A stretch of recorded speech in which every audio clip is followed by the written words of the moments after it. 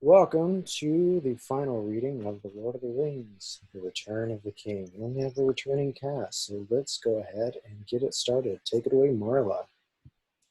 All right, Lord of the Rings, Return of the King. Exterior River Anduin Day. Angelon Smeagol and his cousin Deagle sit in a small corral, their fishing lines draped over the side, sunshine glinting off the surface of the water, an idyllic image. Suddenly, Deagle's fishing rod bends under the weight of the large fish. Smeagol, I've got one! I've got a fish, Smeagol! Deagle pulls on his rod, but is hauled overboard and disappears underwater with a splash. Smeagol leaning over the boat, concerned. Exterior underwater, River Anduin Day. Deagle is towed to the riverbed by a large fish. He suddenly lets go of the line, eyes fixed on a shining gold ring lying in the silt. Exterior River Anduin, Gladden Fields Day. Deagle climbs out of the water onto the riverbank. Close on the ring revealed in Deagle's palm. Smeagol peers over his shoulder. The gold reflects in Smeagol's eyes. The hum of the ring grows louder. Deagle turns and looks at him, a smirk on his face.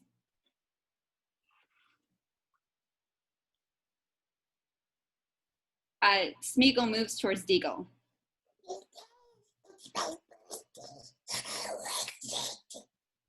Smeagol jumps on Deagle, strangling him. Smeagol rips the glittering ring from Deagle's limp hand.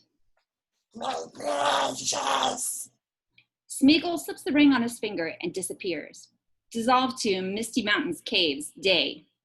Smeagol descends into madness. His body twists and distorts. He becomes a creepy, shriveled wretch, finally crawling into a dark cave beneath the Misty Mountains.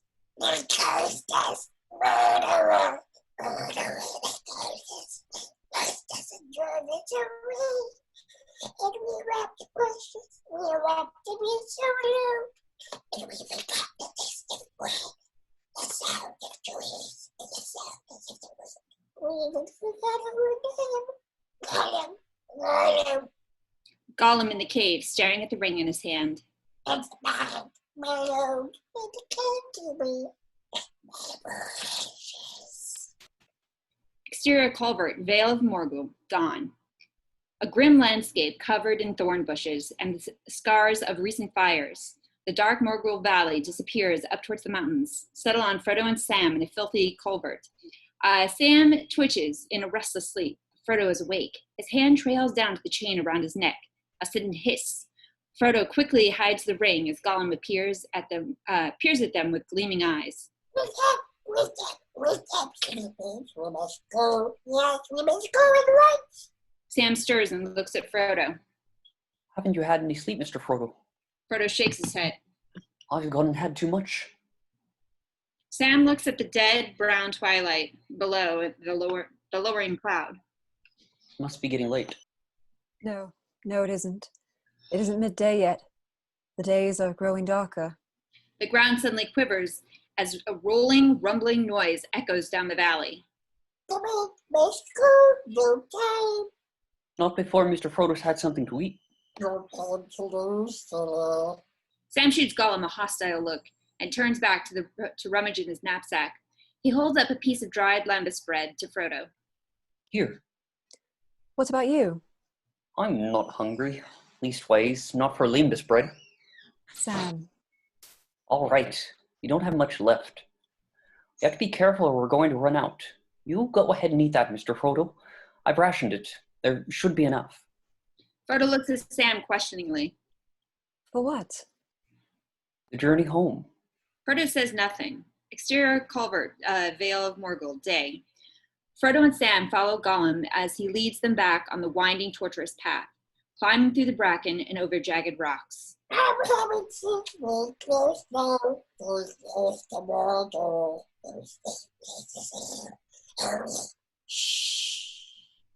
Exterior the forest of Isengard, day. Gandalf leads Aragorn, Legolas, Theoden, and Gimli through a dark woodland. The moving forest of Fangorn opens up before them, creating an avenue of trees which allows them access along the old Isengard road. A thick, humid mist fills the forest. Super, Return of the King. Angelon, the forest separates ahead, revealing the ruins of Isengard. Exterior Isengard gate day. Wide on all about, the great stone wall is cracked and splintered into countless jagged shards.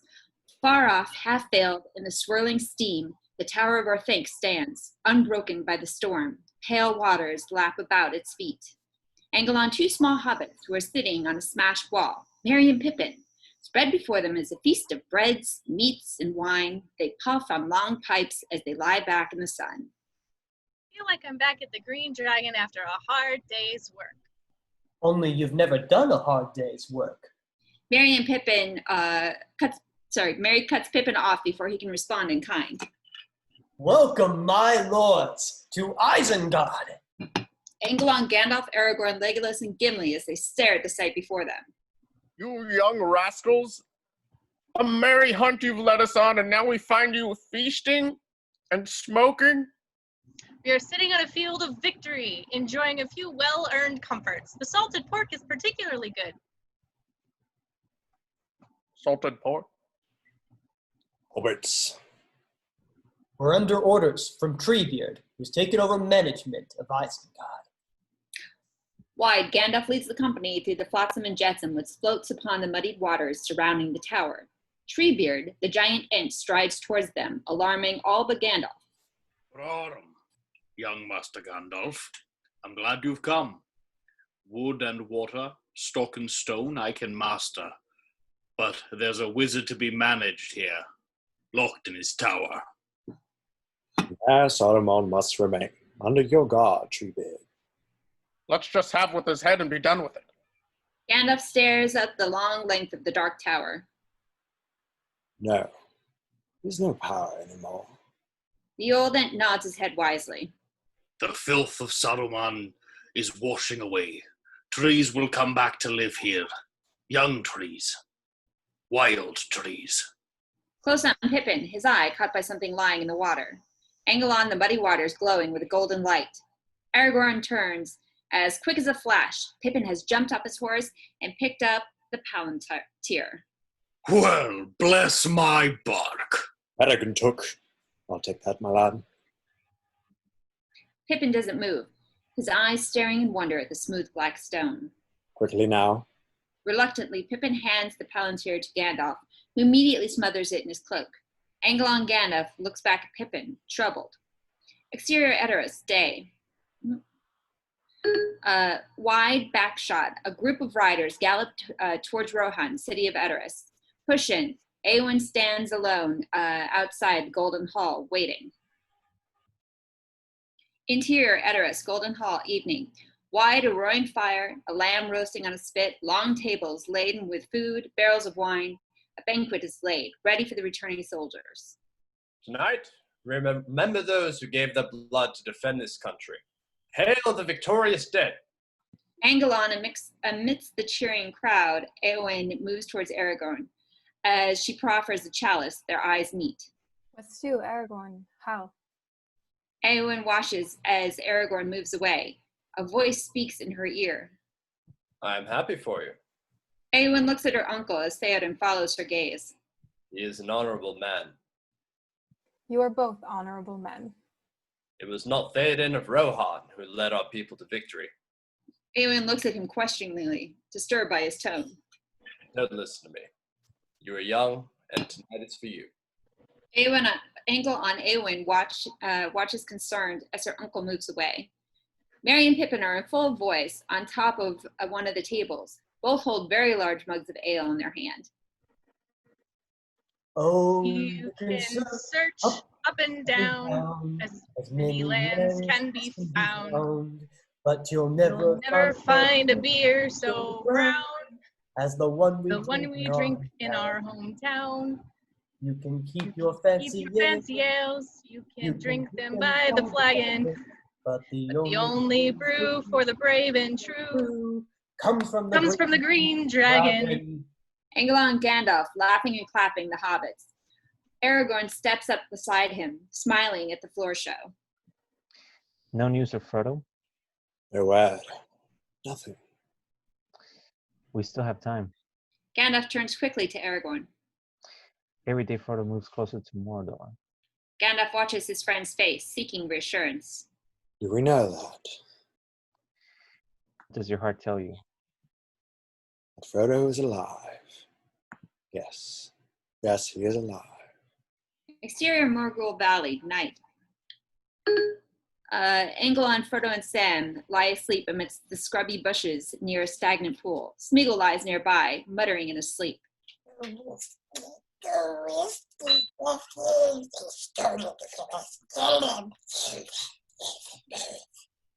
Smeagol wakes suddenly, shaking, his face drenched in sweat, eyes wide in horror. No! Smeagol's features suddenly transform into the malevolent face of Gollum. Smeagol casts a quick glance over his shoulder to the sleeping figures of Frodo and Sam as he clambers off up to his rock, silently sliding towards the edge of the stagnant pool. He knows, he suspects. Smeagol stares into the murky depths of the water. The surface ripples as the face of Gollum appears as Smeagol's reflection. What's it say? If Smeagol loses his nose. No, not never. Smeagol wants him dead. But once he can do it again. Flash inserts Smeagol choking Deagle, fingers locked tight around his throat. It's ours. It's ours. We must get the horses. We must get it back. Patience. Patience. First, we must lead them to hell.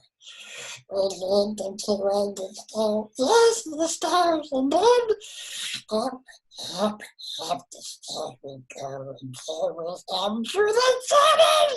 And when they go in, there's no coming out.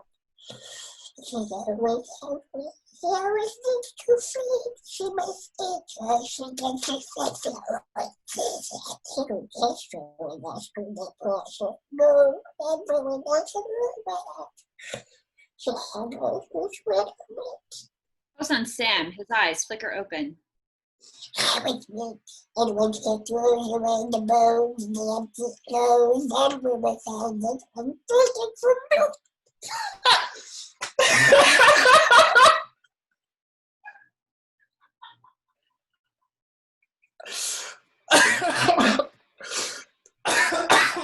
Sorry. Yes, we make choice. And precious will be always once the haven't sailed done. Sudden angle, Sam's image mirrored in the water as he smacks Gollum on the head with his pot. You treacherous little toad! Sam drops the pot and flings himself on top of Gollum. Gollum screams, his arms and legs flailing wildly. No, that's true. Close on Gollum, Angle on Frodo staggers over to Sam and pulls him off Gollum. No, Sam, leave him alone. Close on Gollum, huddled on the ground, whimpering and sobbing. I heard it from his own mouth. He means to murder us. Never. Smeagol and Frodo fly. He's a old trick habit who hates Smeagol and who must have nasty lies. Sam makes for Smeagol again, with a look of murderous rage. You miserable little maggot, I'll stove your head in. Frodo grabs Sam's arm. Sam. Call me a liar. You're a liar. Sam, if you scare him off, we're lost. Sam pulls away from Frodo. I don't care. I can't do it, Mr. Frodo. I won't wait around for him to kill us. I'm not sending him away. Sam stares at Frodo, at a loss. You don't see it, do you? He's a villain. We can't do this by ourselves, Sam. Not without a guide. I need you on my side. Angle on Sam, his face softening. I'm on your side, Mr. Frodo. I know, Sam. I know. You must trust me. Frodo beckons to Gollum. Come, Smeagol. Gollum turns slowly, staring at Sam through hooded, hate-filled eyes, and smiles. Exterior Edoras, Golden Hall, early dawn. Aragorn joins Legolas on the steps of the Golden Hall, oblivious to the chill wind. They look out across the sleeping city to the looming mountain range beyond. Dark clouds mark the sky. The stars are veiled. Something stirs in the east. A sleepless malice. Legolas looks at Aragorn, realization on his face. The eye of the enemy is moving. Interior Edoras sleeping quarters, early dawn. Close on Pippin. He's awake. He sits up, anxious, fidgety. Suddenly, he hops out of bed and creeps towards the sleeping form of Gandalf. What are you doing? Pippin gasps with fright. Merry is sitting up, wiping sleep from his eyes. He moves on. Angelon is sleeping Gandalf, who lies with his eyes wide open, but Pippin is undeterred. Merry sits up, a worried look on his face. Pippin! Pippin! Pippin! What are you doing? With quick stealth, Pippin lifts the wrapped palantir from Gandalf's grasp. Pippin, are you mad? I just want to look at it. Just one more time. Put it back. Put it back. Pippin unwraps the palantir as Merry looks on, horrified. He gazes intently into it. Pippin? As Pippin lays his hands on the crystal, a sickly pale light slowly spreads from the glass ball onto Pippin's face. His eyes widen. Pippin! Exterior Edoras Golden Hall, early dawn. On the steps of the Golden Hall, Legolas turns to Aragorn. He's here. Interior Edoras sleeping quarters, night. Pippin suddenly starts to hyperventilate. He staggers backwards, palantir held rigidly before him. The great eye of Sauron seems to leap from the fire. Pippin is bathed in the fiery red light. Pippin sinks to his knees, his mouth open in a soundless scream. He falls backwards, powerless to release the fiery globe. Help! Someone help him! Gandalf wakes with a start, just as Aragorn enters and wrenches the palantir from Pippin's hands. Pippin falls to the floor. Aragorn spins away, reeling backwards, the palantir falling from his hands. The palantir rolls across the floor, causing everyone in the room to cower back. Angelon Gandalf, who throws a blanket over it, angry disbelief on his face. He rounds on Pippin. Fool of a took. Gandalf lifts the hobbit's slumped head. Pippin! Pippin is trembling. Gandalf calms him. Gandalf, forgive me. Look at me. What did you see? A tree? There was a white tree in a courtyard of stone. It was dead. Flash insert. A lone white tree surrounded by flames. The city was burning. Minas Tirith? Is that what you saw? I saw him. I can hear his voice in my head. What did you tell him? Speak! He asked my name. I didn't answer. He hurt me. Close on Gandalf stares at Pippin with a frightening intensity. What did you tell him about Frodo and the ring? Interior Edoras, Golden Hall, day. Theoden stands in the Golden Hall, gravely listening to Gandalf, Aragorn, Legolas, and Gimli as they look on. There was no lie in Pippin's eyes. A fool, but an honest fool he remains. He told Sauron nothing of Frodo and the ring. Angelon Gimli as he lets out a sigh of relief. Gandalf turns to look at Theoden. We've been strangely fortunate. What Pippin saw in the Palantir was a glimpse of our enemy's plan. Gandalf looks from one to the other of the gathered company. Sauron moves to strike on the city of Minas Tirith. His defeat at Helm's Deep showed our enemy one thing. The wizard turns towards Aragorn. The heir of Elendil has come forth. Men are not as weak as you supposed. There's courage still, strength enough left to challenge him. Theoden listens intently, saying nothing. Sauron fears this. He will not risk the peoples of Middle-earth uniting under one banner. He will raise Minas Tirith to the ground before he sees the return of the king. Close on Aragorn. He knows that Gandalf speaks the truth. Angelon Gandalf as he rounds on Theoden. The beacons of Gondor are lit. Rohan must be ready for war. Theoden holds Gandalf's gaze. Tell me, why should we ride to the aid of those who did not come to ours? Angelon Aragorn, who turns to look at Theoden. What do we of Gondor? I will go. No, They must be warned. they will be. You must come to Minas Tirith by another road. Follow the river, look to the black ships. Understand this. Things are now in motion that cannot be undone. Gandalf turns on his heel and stares at a surprised Pippin. I ride for Minas Tirith, and I won't be going alone. Exterior Edoras streets, dawn. Angelon Gandalf as he hurries along the streets. Pippin and Merry run alongside, trying to keep up. All the inquisitive hobbits Peregrine took, you are the worst. Hurry, hurry. Pippin catches up to Merry. Where are we going? Why did you look? Why do you always have to look? I don't know. I can't help it. You never can. You never can. I'm sorry, all right? I won't do it again. This is too much for Mary. He turns to Pippin. Don't you understand? The enemy thinks you have the ring. He's going to be looking for you, Pip. They have to get you out of here. And you're coming with me. Mary? Come on. Push in on Pippin's face as Mary strides away. Interior Edoras stables, dawn. Angle on Pippin as he is dumped unceremoniously onto the back of Shadowfax as Gandalf hurriedly prepares to leave. How far is the Minas Tirith? 3 days' ride as the Nazgul flies. You better hope we don't have one of those on our tail. Mary thrusts a small package into Pippin's hands. Here, something for the road. Pippin stares down at the leather-bound bundle of pipeweed. The last of the Longbottom leaf. No, you've run out. You smoke too much, Pip. But we'll see each other again soon? Worried Mary exchanges glances with Gandalf. Won't we? I don't know. I don't know what's going to happen. Gandalf mounts Shadowfax. Mary. Gandalf spurs the great horse forward. Run, Shadowfax. Show us the meaning of haste. Mary!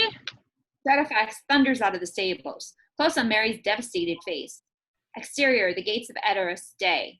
Angle on Shadowfax as he carries Gandalf and Pippin out of the gate and down the winding road towards the plains of Rohan. Exterior Edoras gates, lookout day. Angle on Mary as he clambers up a watchtower, Aragorn in pursuit. A small figure as he watches his best friend disappear into the distance, close on Aragorn. He knows what it is to lose someone. Exterior Rivendell forest, day. Exterior wide Arwen, escorted by a small entourage of elves, rides through the gathering darkness of a pine forest. Take her by the safest road. A ship lies anchored in the Grey Havens. It waits to carry her across the sea. The last journey of Arwen Undermere. Slow motion as Arwen rides through the forest, a figure of a small boy of about 5 suddenly runs across the path in front of her. Arwen reins in Asphaloth. Something about the boy intrigues her, but she does not know why. As Arwen watches the boy move away, the trees begin to thin. The boy continues running. One by one, the trees transform into tall white pillars. Arwen's POV. The boy now stands with a vision of the majestic architecture of the great Gondorian city of Minas Tirith. A silhouetted figure appears in the distance and moves towards the child. The boy runs to the figure. Arwen watches as the figure holds out its arms, swinging the laughing child into the air. The figure turns to reveal Aragorn, a little older, dressed in the casual finery of a Gondorian noble. Close on the child, now in Aragorn's arms, looks directly at Arwen. It is a quiet look, filled with infinite sadness. Arwen's eyes drop to the child's chest. Around the child's neck hangs the Evenstar. Close on Arwen as she realizes she's staring at a future that can never be. The child she and Aragorn will never have. Insert Elrond speaking to his daughter. Arwen, there is nothing for you here. Only death. Arwen shuts her eyes. When she opens them again, the vision is gone. She's staring at dark trees once more. Lady Arwen? Arwen turns to her companion, who stares at her concerned. We cannot delay.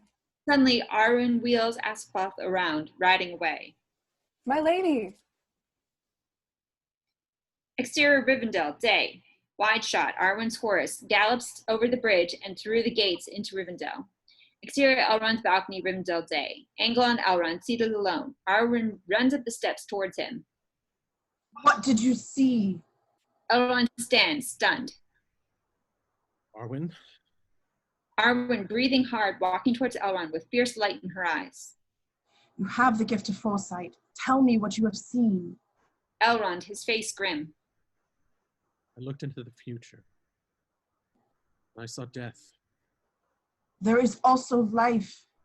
Her father turns away. You saw there was a child. You saw my son. Elrond stares into space. The fight seems to go out of him. He won't look at her. That future is almost gone. But it is not lost. Nothing is certain. Arwen gently takes her father's face in her hand and turns him towards her. Some things are certain. If I leave him now, I will regret it forever. Ada, it is time. Insert image. A hooded figure ascends a curved staircase towards a gallery. The figure stops before a statue that holds the broken shards of an ancient sword in its arms. From the ashes of fire shall be woken. A light from the shadow shall spring. Renewed shall be the blade that was broken. Insert image. The blade shattered in several fragments as Isildur brandishes Narsil at Sauron. The crownless again shall be king. Close on, the hooded figure looks up into the sorrowful face of the statue. The figure is Arwen. Reforge the sword. Interior Arwen's chamber, Rivendell, night. Elrond stares at his daughter, unwavering. Ada. Elrond turns away. Arwen in anguish sits on her bed. The book falls to the floor. Elrond picks up her journal and takes one of her hands in his. Your hands are cold. The life of the Eldar is leaving you. Elrond's despair is plain. It has begun. This was my choice, Ada. Whether by your will or not, there is no ship now that can bear me hence. Elrond, he understands now that to protect his daughter, he must trust her. Insert images. A broken sword glows with red heat. Its blade in several fragments. Image, a heavy hammer pounds the red-hot blade on an anvil as the elven smiths temper the steel. Elrond's face, lit by a flickering fire, sparks fly in the Rivendell forge. Close on, the sword is withdrawn from a pool of steaming water. Light shimmers as the water drops slide down the blade of Narsil. The sword that was broken has been remade. Exterior foothills of the White Mountains, night. Close on, Pippin asleep. Gandalf's protective arm around him as Shadowfax thunders through the night. Exterior foothills of the White Mountains, day. Angle on Shadowfax as he powers along the countryside. Pippin huddled in front of Gandalf, the wind sailing through his hair. We're just passed into the realm of Gondor. Exterior Minas Tirith, dawn. Shadowfax gallops up onto a low ridge. Before them is the dark mass of Mount Mindolluin. Its tall white face whitening in the rising sun. Upon its outthrust knee is the guarded city, Minas Tirith. With 7 walls of white stone, so strong and old that it seems that they have not been built, Minas Tirith looks carven by giants out of the bones of the earth. Minas Tirith, city of the kings. Suddenly the sun climbs over the eastern hills and sends forth a shaft of sunlight that gleams against the face of the city. The tower of Ithilien stands high within the topmost walls. White banners break and flutter from the battlements in the morning breeze. Exterior Minas Tirith, streets, day. Gandalf steers Shadowfax up the steep steps of Minas Tirith. Angle on the stairs of the frightened Gondorians as Gandalf and Pippin gallop through the winding streets. Aerial shot, Shadowfax carrying Gandalf and Pippin up towards the 7th level. Minas Tirith is built with 7 levels, each behind a circular defensive wall. Each level rises. The city reaches a height of nearly 1,000 feet at its topmost level. A towering bastion of natural rock, shaped like a sharp ship's prow, bisects the city from the 2nd level to the top. Exterior Minas Tirith, Court of the King's, day. Shadowfax arrives at the great citadel to the summit of the city, 1,000 feet above the Pelennor fields. Gandalf and Pippin dismount, leaving the guards of the citadel to tend to Shadowfax. Gandalf hurries off. Close on Pippin as he takes in his surroundings, his eye caught by a dead tree that stands in the middle of the court. 4 solemn citadel guards standing sentry around it. The tree. Gandalf! Gandalf! Yes, the white tree of Gondor, the tree of the king. Gandalf leads Pippin across the flat court of white stone surrounded by green lawns, towards the great hall beneath the gleaming tower. Lord Denethor, however, is not the king. He is a steward only, a caretaker of the throne. Gandalf lowers his voice as they approach the tower hall. Now listen carefully. Lord Denethor is Boromir's father. Give him news of his beloved son's death would be most unwise. Do not mention Frodo or the ring, and say nothing of Aragorn either. In fact, it's better if you don't speak at all, Peregrine Took. Close on Pippin, suitably chastened. He nods. Exterior Minas Tirith, Tower Hall, day. Angle on a long, solemn hall with rows of black marble pillars. Between the pillars stands a company of tall kings carved in cold stone. Gandalf strides down the hall, with Pippin following obediently behind him. At the far end, upon a dais of many steps, sits a large, empty throne, and on the wall is the image of a flowering white tree set in gems. At the foot of the dais is a small stone chair. Sits an old man, gazing at his lap, Denethor, the steward of Gondor. Hail, Denethor, son of Ithilin, lord and steward of Gondor. Denethor does not look up as Gandalf and Pippin approach. Come with tidings in this dark hour, and with counsel. Denethor slowly raises his cold eyes. Perhaps you come to explain this. Denethor holds up Boromir's broken horn. Perhaps you come to tell me why my son is dead. Close on Pippin, remembering. Insert image, Boromir, as the Uruk-hai arrows thud into his body. He falls to his knees. Pippin starts forward, unable to say nothing. Boromir died to save us, my kinsman and me. He fell, defending us from many foes. Close on Denethor, pain flickers in his eyes. Pippin. Pippin drops to his knees, offering Denethor his sword. I offer you my service, such as it is, in payment of this debt. Denethor looks at Pippin blankly, overcome with grief. Get up. My lord, there will be a time to grieve for Boromir, but it is not now. War is coming. The enemy is on your doorstep. As steward, you are charged with the defense of this city. Where are Gondor's armies? Denethor's gaze turns slowly on Gandalf. You still have friends. You're not alone in this fight. Send word to Theoden of Rohan. Light the beacons. Denethor smiles at Gandalf, as if amused by something. You think you are wise, Mithrandir, yet for all your subtleties you have not wisdom. Do you think the eyes of the White Tower are blind? I have seen more than you know. With your left hand you would use me as a shield against Mordor, and with your right you would seek to supplant me. Close on Gandalf as he looks shocked. Denethor's eyes narrow. I know who rides with Theoden of Rohan. Oh yes. Word has reached my ears of this, Aragorn, son of Arathorn, and I tell you now, I will not bow to this ranger from the north. Last of a ragged house long bereft of lordship. Authority is not given to you to deny the return of the king. Do it. The rule of Gondor is mine, and no others! Close on Pippin, horrified. Gandalf looks at Denethor closely for a moment, then turns on his heel to leave. Pippin follows. Gandalf and Pippin stride from the tower hall. Denethor slumps back into his seat. Interior Minas Tirith, Pippin's quarters, night. Angle on Pippin is carefully laying out a small uniform of the royal guard on his bed.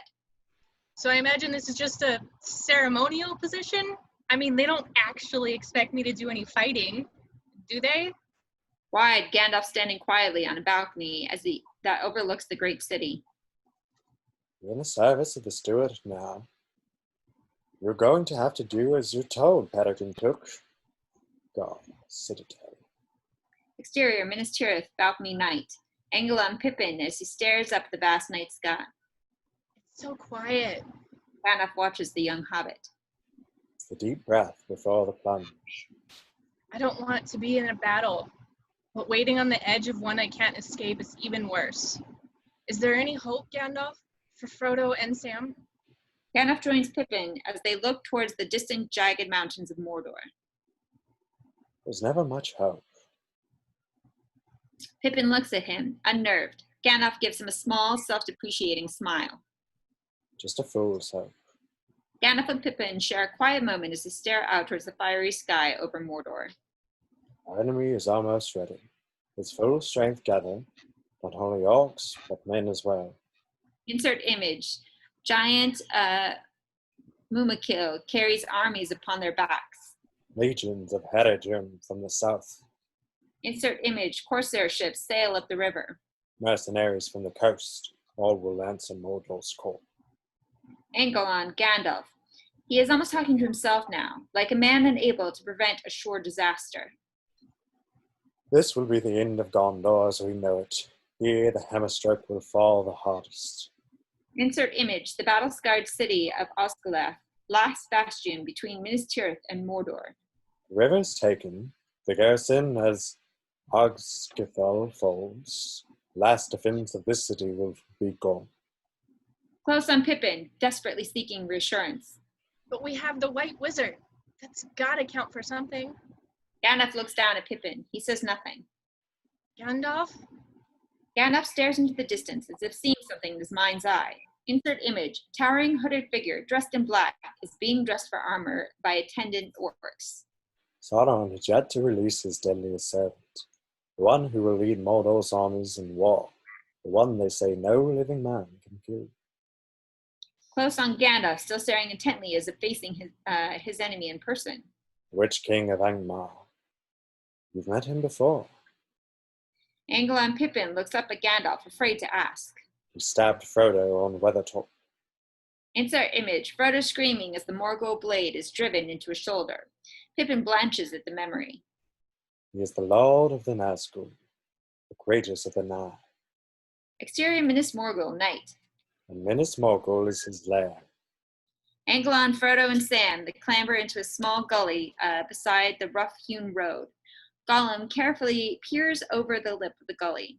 Angelon, Minas Morgul, a massive dead city, set upon a rocky knee at the head of the Morgul Valley, corrupt and loathsome. It glows with a sticky, luminous light, like a corpse candle. Two huge bestial stone statues guard the bridge that leads to the city.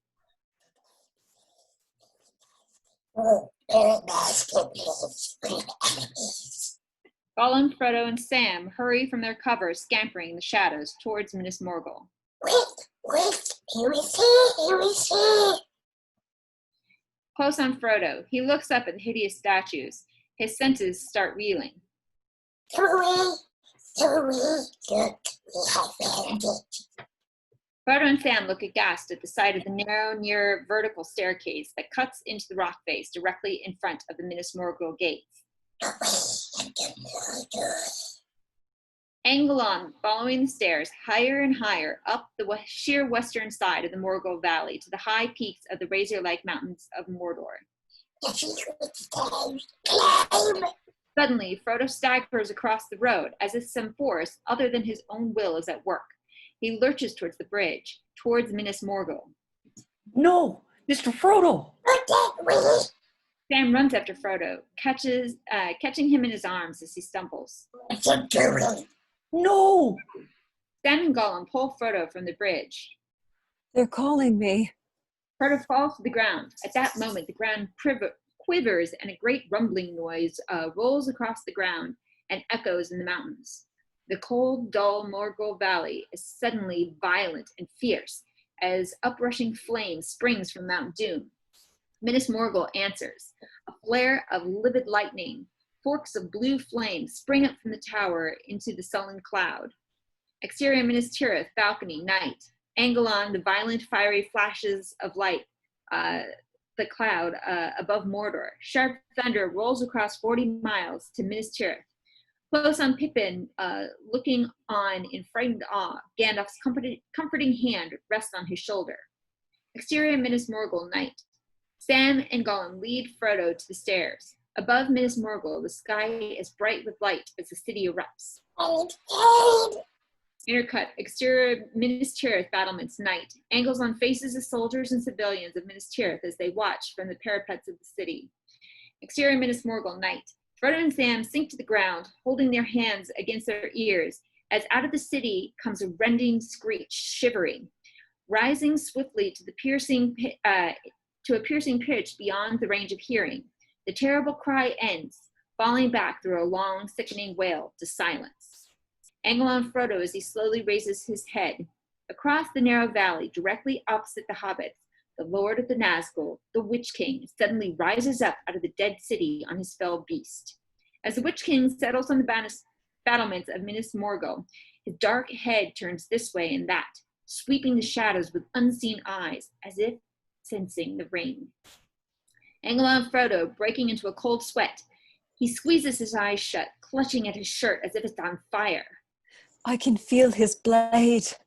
The cavernous gate of Minas Morgul swings open, and a huge army marches out, rank upon rank of armor-clad orcs moving swiftly and silently past close to Frodo and Sam in an endless stream of ragged columns.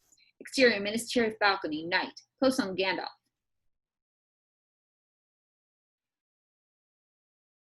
We come to it, alas, the great battle of our time. Exterior Minas Morgul, night. Anglon 75,000 orcs marching to war just below Frodo and Sam. This war is long planned. Sauron has hated the West through many ages. It is a hatred that flows from the depths of time, across the deeps of the sea. The Witch King swoops down the valley to join the head of his army. He vanishes into the gloom, shadow into shadow. Close on Gollum, as he peers out from a stony hiding place. Anglon, Frodo, Sam, and Gollum as they climb the stony stairs high above the marching army. Exterior Minas Tirith, balcony, night. Anglon, Gandalf, thinking, calculating. The ball is set. The pieces are moving. Exterior Minas Tirith, 6th level, night. Anglon, Gandalf striding back streets of the city, so determined and purposeful is he that Pippin has to run to keep up. Gandalf suddenly stops and looks down at Pippin. Peregrine took my lead. There's a task now to be done. Another opportunity for one of the Shire folk to prove their great worth. Gandalf kneels down and looks at Pippin earnestly, his hand on Pippin's shoulders. You must not fail me. Gandalf watches as Pippin hurries away. Exterior West Osgiliath River Anduin, night. Wide on an ancient stone bridge which spans the ruins of the East and West Osgiliath, a once mighty Gondorian city. Wide on Ithilien rangers patrolling the bridge and the riverbank. West Osgiliath has fallen into disrepair, but the desolation of East Osgiliath is even more pronounced. It is held by the forces of Mordor. Hammer tracks down beneath the bridge to the dark waters, catching a stealthy movement. Anglon, many boats carrying murderous-looking orcs are quietly tracking down the river. On board, several hunched figures steer with long oars. Quiet. Exterior West Osgiliath River Anduin, night. Close on Faramir, captain of Gondor, as he issues orders to his soldiers. To the river, quick! Anglon, Ithilien rangers as they take position. They are all weathered, hardened professional soldiers, watchful, ready, waiting. Faster! On the river, the boats quietly advance. Draw swords. Anglon, Faramir, and his soldiers as they lie in wait. As the boats arrive, hundreds of orcs race ashore. Faramir steps out, his sword drawn. A fierce battle ensues, but Faramir is unable to stop the advance as hundreds of orcs cross the wide bridge into West Osgiliath. Exterior Mount Mindolluin, day. High angle on a dizzying view, looking down on Minas Tirith 1,000 feet below as Pippin desperately scrambles up the rocky mountainside. Exterior Minas Tirith beacon, dawn. Pippin clambers over the rocky ledge and ducks behind a stone wall, panting heavily. Angle on an ancient stone ledge that holds a great pile of firewood secured in stacked bundles. The Minas Tirith beacon. 2 bored citadel guards sit chatting, passing the long hours. Exterior Minas Tirith streets dawn. Gandalf as he waits tensely below. Minas Tirith beacon, dawn. Angle on Pippin as he stealthily manages to pour oil on the wood and set flame to it. Within seconds, the great pyre is alight. The guards look on in total surprise as the flames erupt into the twilight sky. Intercut with the exterior Minas Tirith streets, Angle on Gandalf as the beacon bursts into flames. His eyes flash briefly with triumph before he hurries off. Exterior Minas Tirith battlements, dusk. Angle on the beacon glows brightly on the slopes on Mount Mindolluin, high above Minas Tirith. Pull back, Gandalf hurries to the battlement, looks further west along the White Mountains. Mondin. Mon. Angle on a bright fire ignites on a distant mountain peak. Noisy commotion as the people realize that the beacons have been lit.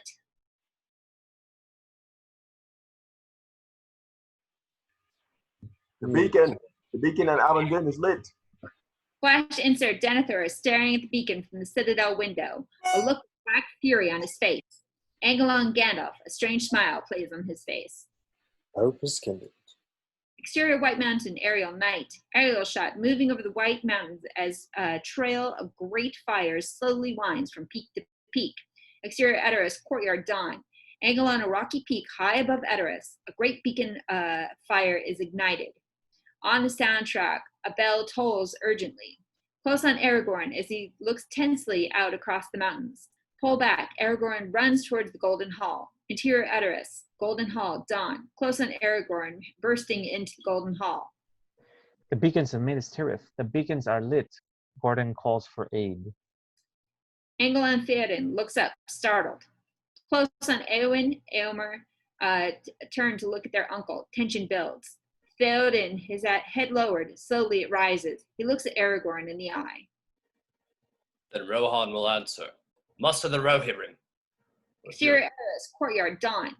Wide on Edoras lookout, a soldier ringing the great bell in alarm as below. In the courtyard, soldiers mount their steeds amid great activity. Angle on Theoden striding purposefully outside, flanked by Eomer and his soldiers. Assemble the men at Danharrow. As many men as can be found. You have 2 days. On the 3rd, we ride for Gondor. In war. Angle on Theoden as he strides onto the parapets. Gamling, make haste across Rittermark. Summon every able-bodied man to Danharrow. Angle on Theoden watches below as the soldiers prepare. Angle on Eowyn hurriedly pulling on riding gloves, preparing to mount her horse. You ride with us? Eowyn turns and runs smack into Aragorn. Just to the encampment. It's tradition for the women of the court to farewell the men. Aragorn smiles, reaches past her. He lifts a cover to reveal a sword strapped to the side, the saddle of her horse. Eowyn deftly pulls the cover back down. She looks at Aragorn. The men have found their captain. They will follow you into battle, even to death. You have given us hope. Pull back to reveal Theoden stares around at the streets and people of Edoras, as if he knows he will not see this place again. So, it is before the walls of Minas Tirith that the doom of our time will be decided. Angelon Eomer, astride his horse, calls to the assembled soldiers. Now is the hour! Riders of Rohan, oaths you have taken, now fulfill them all, for lord and land! Exterior plains of Rohan, day. Angelon Theoden, astride Snowmane, as he, Eomer, Aragorn, and Merry, and Legolas and Gimli ride out amid a great column of Rohirrim, thundering towards Harrow in the mountains. Exterior West Osgiliath, River Anduin, day. Angelon Faramir and his men that are fighting a losing battle against the Mordor invasion. We cannot hold them! The city is lost! Tell the men to break up. We ride for Minas Tirith. On the soundtrack, ominous sounds of wind rising, huge wings beating. Nazgul! Spinning angle, Faramir looks up at the sky. Ithilien rangers are suddenly nervous, frightened. A huge shadow passes overhead. Take cover! A sudden terrifying shriek rends the air. Pull back! Pull back to Minas Tirith! Angelon soldiers retreating through the ruins of the city as high in the sky above the Nazgul swoop. Angelon Madril as he is cut down by an orc. Close on Madril, his breathing quick and shallow, footsteps approach. The hideously deformed features of Gothmog standing over the prone figure of the injured ranger. Grabbing a spear from a nearby underling, Gothmog drives the shaft into Madril's chest. Gothmog surveys the carnage with satisfaction. The age of men is over. The time of the orc has come. Exterior Pelennor Fields, day. Faramir and his few survivors flee West Osgiliath, desperately riding towards Minas Tirith. In the sky above, dark shapes pursue them. Angelon suddenly, from on high, the Nazgul strike. Tilt down, following the Nazgul as it swoops out of low-lying, murky clouds, tossing men in the air like limp ragdolls. At that moment, across the plain, a figure clothed in white rides towards them. From the battlements of Minas Tirith, a call, "The White Rider!" Exterior Pelennor Fields, day. Wide on Gandalf as he spurs Shadowfax forward. Pippin clings tightly to the great horse's mane. Angelon Ferrimer, sword in hand, remains at the rear, trying desperately to fend off the deadly assault. Angelon the fell beast dives low. Gandalf thunders into view, raising his staff.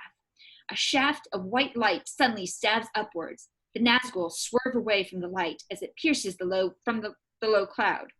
For a brief moment, sunlight streams through the hole onto the Pelennor field. The Nazgul circle away from the sun rays, swiftly spiraling higher and higher. The Nazgul defeated, Gandalf and the Rangers ride for the safety of Minas Tirith. Exterior, Minas Tirith gates, day. Angelon Iloris runs towards the gates, yelling, "Open the gates! Pull!" The great gates open, allowing Gandalf, Pippin, Faramir, and Osgiliath's survivors to ride in, nearly 100 wounded and shocked men, as Gandalf pulls Shadowfax up. Mithrandir. Angelon Faramir steers his horse through the crowd towards Gandalf. They broke through our defenses. They have taken the bridge and the west bank. Battalions of orcs are crossing the river. It is as the Lord Denethor predicted. Long has he foreseen this doom. Foreseen and done nothing. Faramir suddenly stares at Pippin. Gandalf reads the surprise in his eyes. Faramir, this is not the first halfling to have crossed your path. Faramir shakes his head. No. You've seen Frodo and Sam? Faramir nods. Where? When? In Ithilien, not 2 days ago, Gandalf. They were taking the road to the Morgul Vale. In the pass of Cirith Ungol. Close on Gandalf, deeply troubled. What does that mean? What's wrong? Faramir, tell me everything. Exterior, Cirith Ungol stairs, night. Angelon, Frodo, and Sam following Gollum up the dizzying stairways carved into the sheer cliff. The steps are narrow, unevenly spaced, and many are broken. They are so steep that Frodo and Sam climb as if on a ladder, their desperate fingers clinging to the step above, trying not to look down the long black fall below them. Angelon Frodo's foot as he slips, and for a brief moment, he's hanging precariously from the rock face.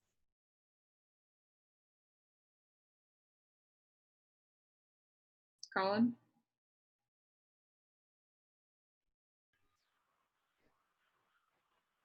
Careful, Master, careful. Very far to fall. Very dangerous on the stairs. Exterior, Cirith Ungol ledge, night. Angelon Gollum peering down from above. He has reached a small ledge. Come, Master. Close on Frodo as he tries to clamber up the ledge. As he does, the ring slips out from his shirt and dangles in full view of Gollum. Close on Gollum as he rears back in shock, tense like a cat, eyes widening. Angelon Frodo, head bowed, trying to pull himself up. He doesn't notice Gollum's hand reaching for the ring. Close on Gollum's fingers, closing in on the ring. Angelon Sam, still teetering on the precipitous stairs, draws his sword. Mr. Frodo! Startled, Frodo looks down at Sam, losing his footing in the process. Get back, you! Don't touch him! Angelon Sam's horrified face as Gollum's outstretched hand suddenly grabs Frodo's arm, pulling him to safety onto the ledge. Gollum stares down at Sam. Why did he hate us? What has been the evidence to him, Master? Close on Gollum blinks, masking the malice in his eyes with their heavy, pale lids. Master carry heavy burdens, really no heavy burdens. Fat ones cannot do. Neither look after Master. Close on Gollum creeps close to Frodo and whispers in his ear. Close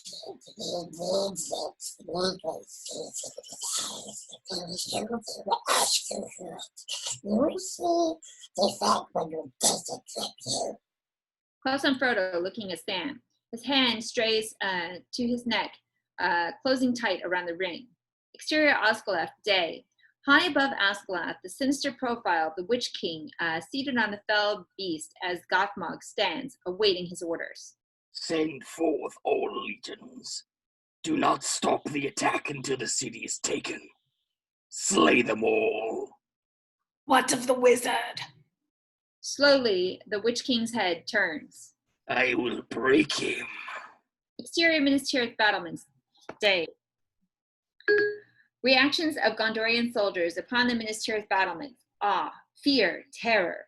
Anxious soldiers crowd around Gandalf.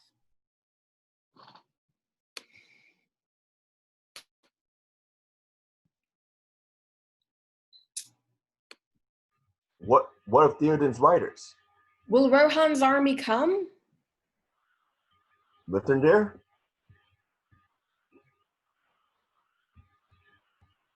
Courage is the best defense that you have now. Interior Minas Tirith, Tower Hall, day. Close on Pippin, dressed in oversized armor, kneels before Denethor. Here do I swear fealty and service to Gondor, in peace or war, in living or dying, from this hour henceforth, until my lord release me or death take me. And I shall not forget it, nor fail to reward that which is given. Angle on Denethor, propitious ring which Pippin kisses. Fealty with love.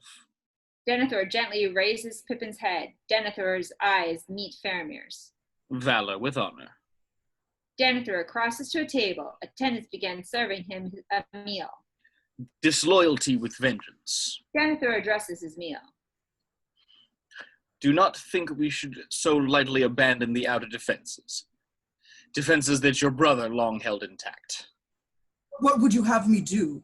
I would not yield the river and Pelennor unfought. Aslgoth must be retaken. My lord, Osgiliath is overrun. Much must be risked in war. Is there a captain here who still has the courage to do his lord's will? Close on Faramir as he finally realizes the truth. You wish that our places had been exchanged, that I had died and Boromir had lived. Close on for a brief second, Denethor seems to hesitate, and then... Yes, I wish that. Since you are robbed of Boromir, I will do what I can in his stead. Angle on Faramir bows low to Denethor, then turns to leave, stops and turns back. If I should return, think better of me, father. That will depend on the manner of your return. Denethor continues with his meal. Faramir exits. Exterior Cirith Ungol Ledge, dawn, aerial shot. High above Minas Morgul, on a small ledge next to the stairs, lie the figures of Frodo with Sam and Gollum.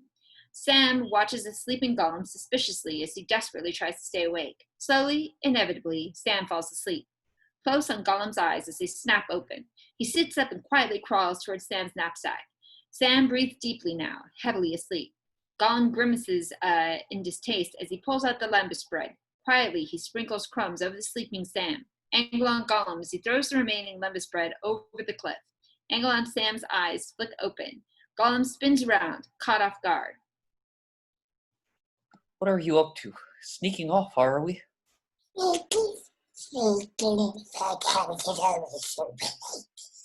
show some secret ways that nobody else can find. And this is my best friend, Julius, my precious friend. All right. You just startled me, so...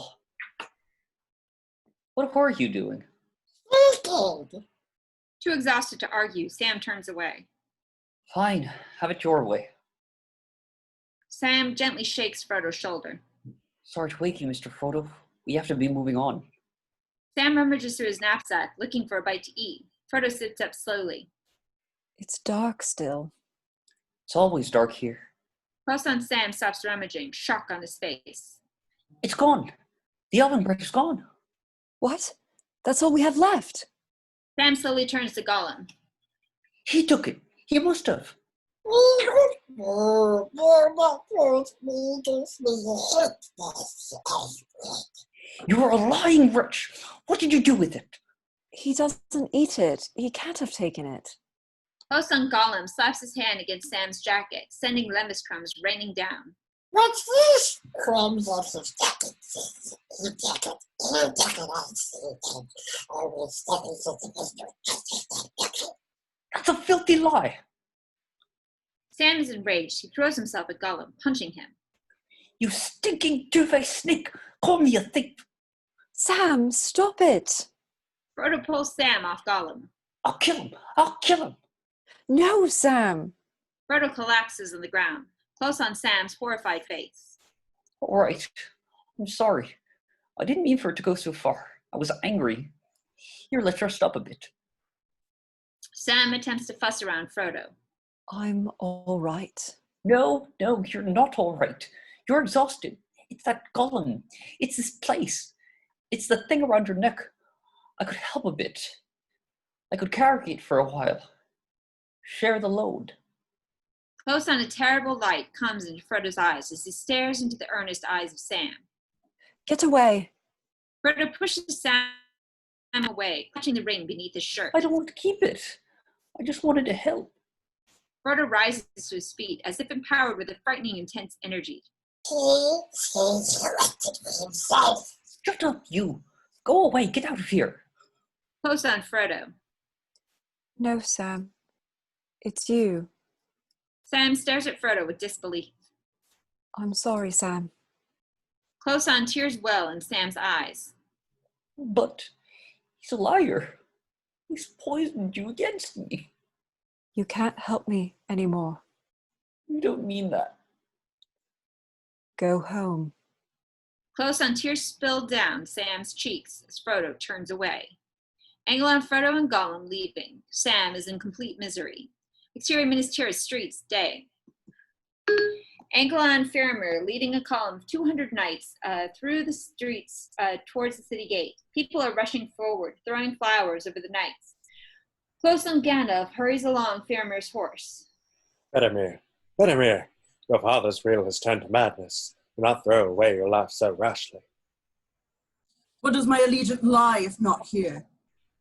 Gandalf reads the pain in Faramir's eyes. He calls after him, trying once more to stop the young man.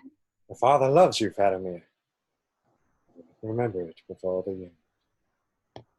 Exterior Minas Tirith battlements, day. High angle, Faramir leads 200 mounted knights through the gates of Minas Tirith and across the Pelennor fields towards the ruins of Osgiliath. Angle on, the people of Minas Tirith watch from the battlements. High and wide, Faramir's knights fan out to form one straight line of 200 horsemen. Exterior West Osgiliath, day. Gothmog and his men watch as the knights approach. Interior Tower Hall, Minas Tirith, day. Fast pushing to Pippin, looking at Denethor as he eats.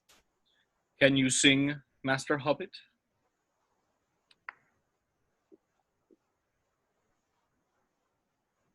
Pippin! Well, Master Hobbit, I'm waiting. Well, yes. At least, well, enough for my own people. But we have no songs for great halls and evil times. We seldom sing of anything more terrible than wind or rain. Then why should your songs be unfit for my halls, or for hours such as these? Come, sing me a song. Pippin's simple, clear voice echoes through the vast halls. Home is behind, the world ahead, and there are many paths to tread. Through shadow to the edge of night, until the stars are all alight. Mist and shadow, cloud and shade, all shall fade, all shall fade. Intercut with exterior Pelennor fields, Osgiliath ruins, day. Angle on slow motion, tracking with the 200 mounted knights. Slow motion, Gothmog rises amidst the ruins of Osgiliath. Faramir's knights, 75 yards away, thundering towards camera, pull back to Gothmog. He turns the camera and raises his bow. Slow motion, behind Gothmog, all over the ruined city, 5,000 orc archers rise to their feet, black arrows already strung on their bows. Faramir yelling defiantly. Faramir's 200 knights ride straight into a black wall of flying arrows. As one, the horses and horsemen collapse into a cartwheeling, tumbling heap. Within seconds, all are motionless. Normal speed, fast cuts of the screaming orcs. Interior Tower Hall, Minas Tirith, day. Throughout the above sequence, Denethor continues to eat. Angle on Pippin as he finishes his bittersweet song. He looks up at Denethor, who continues as if he has not sent his son to his death.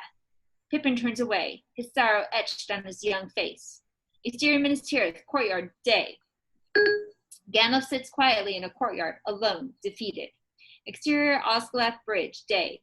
Great siege towers and catapults are rolled along the repaired bridge, which spans both sides of Osgiliath. They head straight towards Minas Tirith. Exterior Dunharrow encampment, dusk. Angle on Aragorn Theoden, Eomer, Merry, Legolas, and Gimli gallop into a vast camp beneath the cover of trees, teeming with men, horses, and tents. Angelon Theoden acknowledges Grimbold, a marshal of Rowan, as he passes by a group of soldiers.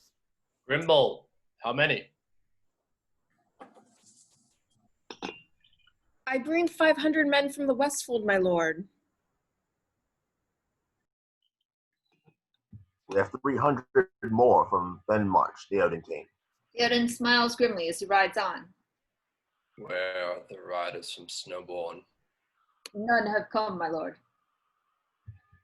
Exterior Dunharrow Plateau, dusk. Aragorn joins Theoden on a bluff overlooking the encampment below.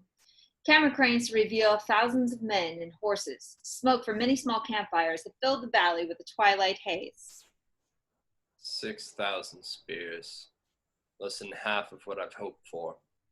Angelon Aragorn turns to Theoden. 6,000 will not be enough to break the lines of Mordor. More will come.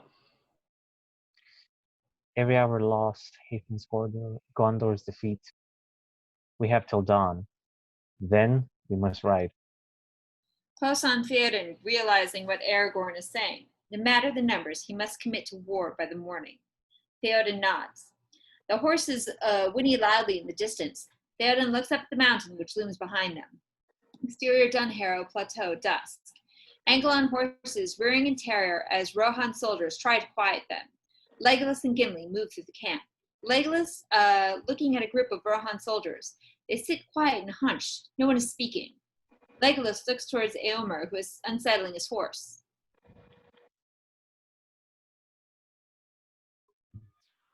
The horses are restless, and the men are quiet. Grow nervous in the shadow of the mountain. Gimli's eyes travel to a row of ancient standing stones that mark the entrance to a road leading away from the encampment and into the mountain. That road, there. Where does that lead? There's a road to the Dimhold, the door under the mountain. An adventure there ever return. The mountain is evil. Angelon Aragorn stands before the road as though transfixed. Before him, a horse whinnies and pulls at his ropes nervously. Aragorn's POV, a ghostless figure seems to emerge from the gloom. Aragorn starts in fright as Aragorn stares down as the little dwarf. Let's find some food. Aragorn casts another look at the ancient standing stones before following Gimli. Exterior Dunharrow Plateau, dusk. All is quiet in the encampment. Interior Eowyn's tent, Dunharrow, night. Angelon Eowyn kneels before Merry, adjusting his helmet and strap. There, a true esquire of Rohan. Merry exhales, excited and terrified in equal measure. In his excitement, he draws the sword. Eowyn steps back, laughing. Sorry, it isn't all that dangerous. It isn't even sharp. Well, that's no good. You won't kill any orcs with a blunt blade. Come on. Exterior Dunharrow Plateau, night. As Eowyn and Merry leave the tent, Eomer and Gamling are sitting nearby, finishing a meal. Eowyn ushers Merry off. To the smithy. Go. Merry hurries off. Eomer watches the young hobbit leave. Should not encourage him. You should not doubt him. I do not doubt his heart, or the reach of his arm. Close on Gamling stifles a laugh. Eowyn turns on both of them. Why should Merry be left behind? He has as much cause to go to war as you. Why can he not fight for those he loves? Angelon, at the plateau edge, a guard looks down the steep precipice as a horse and rider move along the ridge. Exterior Dunharrow, track. Night. Angelon Aragorn tosses in his sleep, disturbed by images and voice. The black ships. In Aragorn's dream, Arwen suddenly wakes. I choose a mortal life. I wish I could have seen him one last time. As Arwen lies dying, the Evenstar falls from her fingers. At that moment, Aragorn wakes, his sword quickly in his hand. A guard stands in the doorway. King Theoden awaits you, my lord. Exterior Dunharrow Plateau, night. Aragorn hurries towards Theoden's tent. Interior Theoden's tent, Dunharrow Plateau, night. Angelon Theoden looks up as Aragorn enters.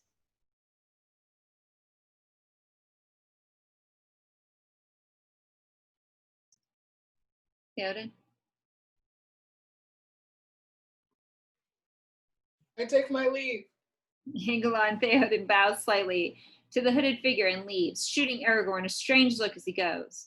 Close on the figure stands and pulls back the hood to reveal Elrond. My Lord Elrond. I come on behalf of one whom I love. Elrond's face is etched with pain. Arwen is dying. Angela and Aragorn receiving this news, ashen face. She stayed. She will not long survive the evil that now spreads from Mordor. Elrond's eyes fall to the Evenstar which hangs around Aragorn's neck. The light of the Evenstar is failing. As Sauron's power grows, her strength wanes. Arwen's life is now tied to the fate of the ring. The shadow is upon us, Aragorn. The end has come. It will not be our end, but his. We ride to war, but not to victory. Sauron's armies march on Minas Tirith. This you know, but in secret he sends another force which will attack from the river. Elsa and Aragorn looks at Elrond in shock. A fleet of Corsair ships sails from the south. Flash insert, a fleet of black sails moving along a silver ribbon of water. They'll be in the city in 2 days. You're outnumbered, Aragorn. You need more men. There are none. Elrond hesitates a beat. There are those who dwell in the mountain. A sudden wind rushes through the tent, lifting, hanging, scattering maps, knocking over goblets. As Aragorn looks at Elrond, an image flashes in his mind's eye, the ghostly figure on the dim Holt Road. Aragorn looks at Elrond in shock. Murderers, traitors, you will call upon them to fight? They believe in nothing, they answer to no one. They will answer to the King of Gondor. Aragorn's eyes fall to the plain black scabbard which Elrond draws from beneath his robes. Elrond's long white fingers draw the hilt of the sword from the scabbard to reveal an elven sword glinting in the firelight. And Dural Flame of the West, forged from the shards of Narsil. Aragorn takes his sword, staring at it in wonder. Sauron will not have forgotten the sword of Elendil. Aragorn draws the long blade from its sheath. The blade that was broken shall return to Minas Tirith. The man who came wield the power of this sword can summon to him an army more deadly than any that walks this earth. Elrond stares hard at Aragorn. Put aside the ranger. Become who you were born to be. Take the dim Holt Road.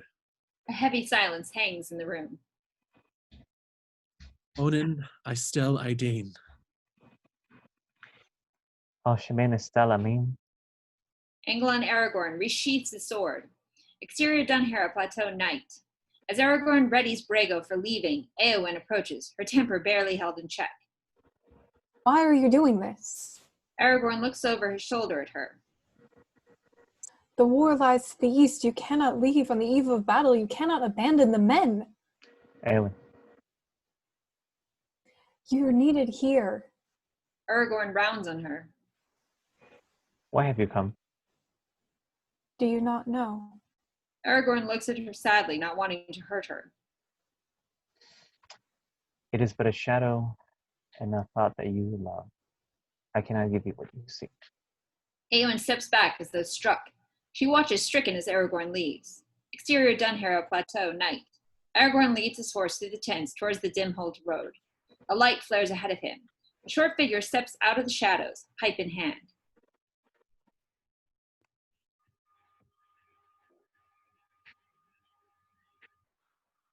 Gimli, Just where do you think you're off to? Aragorn looks at Gimli, grateful for his courage but determined to go alone. Not this time. This time you must stay, my friend. Have you learned nothing of the stubbornness of dwarves? Aragorn looks at Legolas as he appears, leading his horse, already saddled. Gimli steps closer to Aragorn. You might as well accept it. We're going with you, laddie. Aragorn shakes his head, smiling his acceptance. Aragorn, Legolas, and Gimli, as they slowly ride towards the back of the plateau, past the ancient standing stones that leads to the narrow pass. Exterior Dunharrow Plateau night. Angela, Theoden, and Gamling watch the retreating figures of Aragorn, Legolas, and Gimli. Rohan soldiers emerge from their tent, crestfallen to see Aragorn leave. Aragorn, Legolas, and Gimli disappear into the shadows of the mountains. The Rohan soldiers murmur amongst themselves. What's happening? Where's he going? Lord Aragorn. Why does he leave on the eve of battle? He leaves because there is no hope. Close on Theoden as he moves forward. He leaves because he must. Too few have come. We cannot defeat the armies of Mordor. No, we cannot. But we will meet them in battle, nonetheless. Exterior Theoden's tent, Dunharrow Plateau, dawn. Theoden looks at Eowyn, who stands as if turned to stone. She is looking up at the lightening sky, the quiet before the men depart for war. I have left instruction. People are to follow your rule in my stead. Take up my seat in the Golden Hall. Long may you defend Edoras if the battle goes ill. Eowyn turns to the king, her face a blank. She speaks without emotion. What other duty would you have me do, my lord? Theoden moves towards her, taking her hand. Duty? No, I would have you smile again, not grieve for those whose time has come. Eowyn slowly lifts her head. You shall live to see these days renewed. Theoden lifts Eowyn's face to look into her eyes. No more despair. Exterior Dinholt Road, day. Aragorn, Legolas, and Gimli make their way up a gloomy canyon, shadowed by black fir trees. The shadowed ridges of the Gwimberberg mountain rise before them. It is a spooky place. What kind of army would linger in such a place? One that is cursed. Long ago, the men of the mountain swore an oath to the last king Gondor to come to his aid to fight, but when the time came, when Gondor's need was dire, he fled, vanishing into darkness over the mountain, and so Isildur cursed them, never to rest until they had fulfilled their pledge. Silence surrounds them. There are no birds, no wind, only the ominously muffled thud of the horses' hooves on the dark, dank fir needles. Exterior Dimhold Glen, day. Before them, at the root of the mountain, a sheer wall of rock towers. The very warmth of my blood seems stolen away. Within the walls, a creepy dark door gapes like a mouth of night. Signs and figures are carved above its wide arch. The way is shut. It was made by those who are dead, and the dead keep it. The way is shut. At that moment, a chill wind seems to rush out of the doorway. Aragorn stares into the blackness, his hair blowing wildly. The horses rear and buck in terror, turning and galloping away. Rego. The three horses disappear. Aragorn turns resolutely towards the doorway. I do not fear death. Angle on Aragorn walking into the blackness. Legolas quickly follows, swallowed by the darkness. Close on Gimli, left alone. He hesitates, struggling with his fear. Well, this is a thing unheard of. An elf will go underground when a dwarf dare not. Oh, I'll never hear the end of it. Gimli plunges into the tunnel behind the others. Exterior Dunharrow encampment dawn. Much activity. Horns sound. The entire camp is on the move. Fires are doused. Tents are pulled down. Horses saddled. Exterior Dunharrow Plateau dawn. Theoden strides to the camp. Eomer at his side. We must ride light and swift. It's a long road ahead, and man and beast must reach the end with the strength left to fight. Merry preparing a little pony with a saddle and supplies. He is wearing an oversized helmet and Rohirrim clothing. He looks at once nervous and excited. King Theoden breaks away from the column and rides up to Merry. Little hobbits do not belong in war, Master Meriadoc. All my friends have gone to battle. I would be ashamed to be left behind. It's a 3-day gallop to Minas Tirith. None of my riders can bear you as a burden. But I want to fight. I will say no more. King Theoden wheels his horse away. Merry is bitterly disappointed. He stands head down, a tiny, dejected figure. As the mighty Rohirrim on their large horses ride by, a jangled sea of helmets, shields, and banners. Suddenly, Merry is plucked off the ground. A soldier has snatched him by the collar and plonked him down onto their saddle. Merry twists around, looking up at the soldier. Beneath the helmet and mail hood is Eowyn, disguised as man. Ride with me. Yes, my lady. Merry's face visible under the cape, looking excited. Move out! Move out!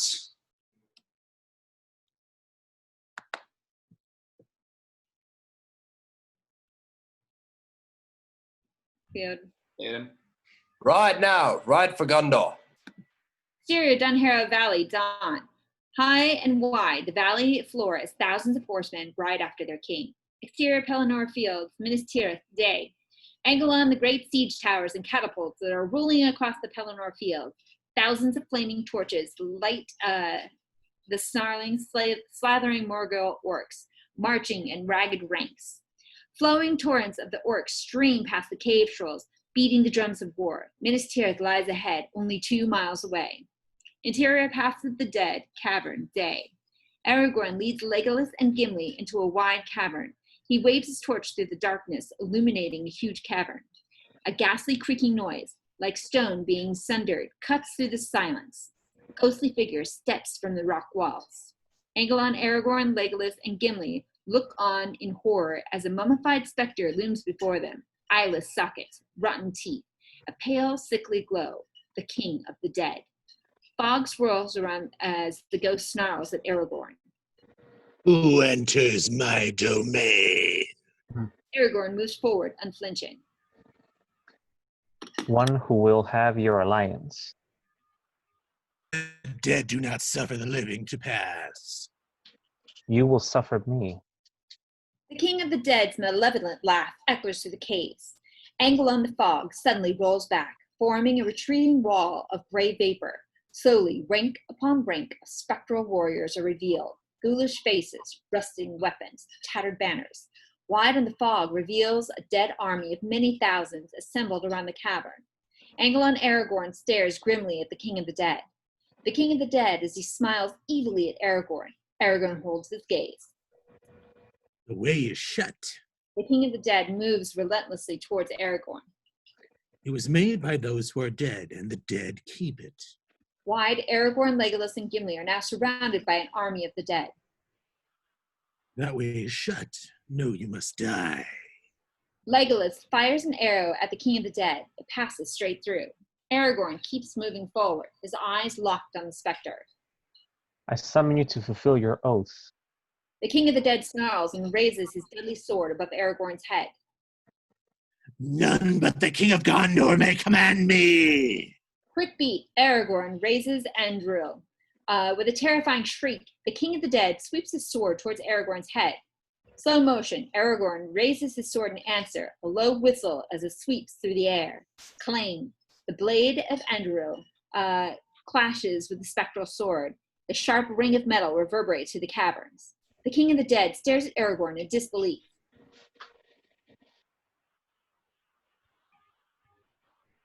It cannot be. That line was broken.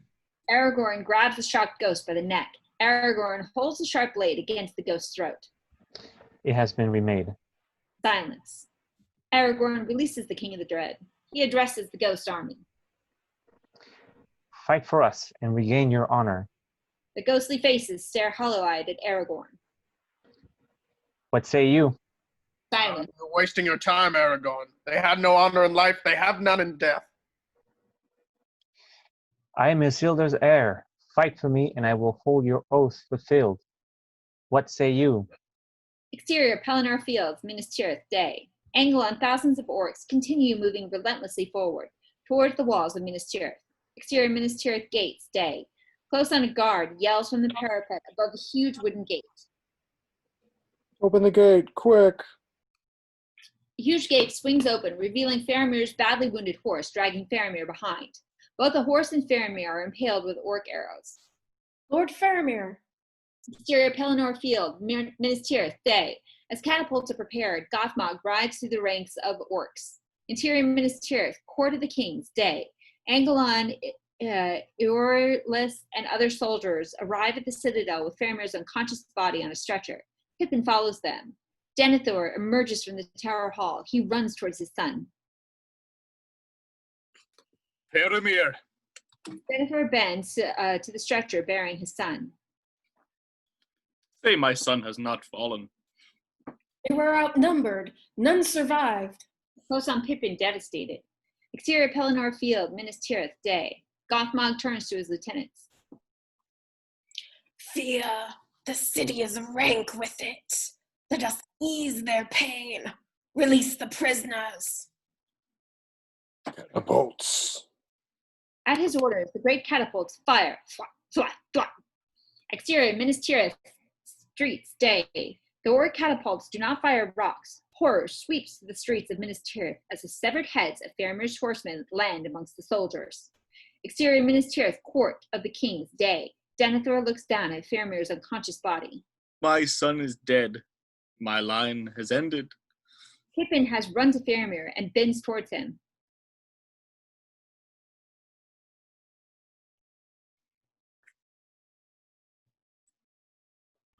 He's alive.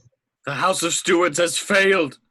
He needs medicine, my lord. My line has ended. My lord! Engel and Denethor are slowly turning away, walking as if in a trance. Denethor has reached the edge of the courtyard. He stares in shocked disbelief at the vistas spread out below.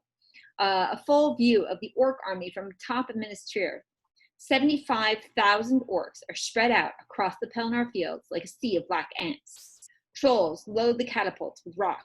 Battering rams and siege towers are hauled on chains. Thousands of flickering torches give the army a look of a moving city in the murky Mordor twilight. Denethor is struggling to regain the power of speech. Rohan has deserted us. A huge boulder smashes into the wall of Minas Tirith.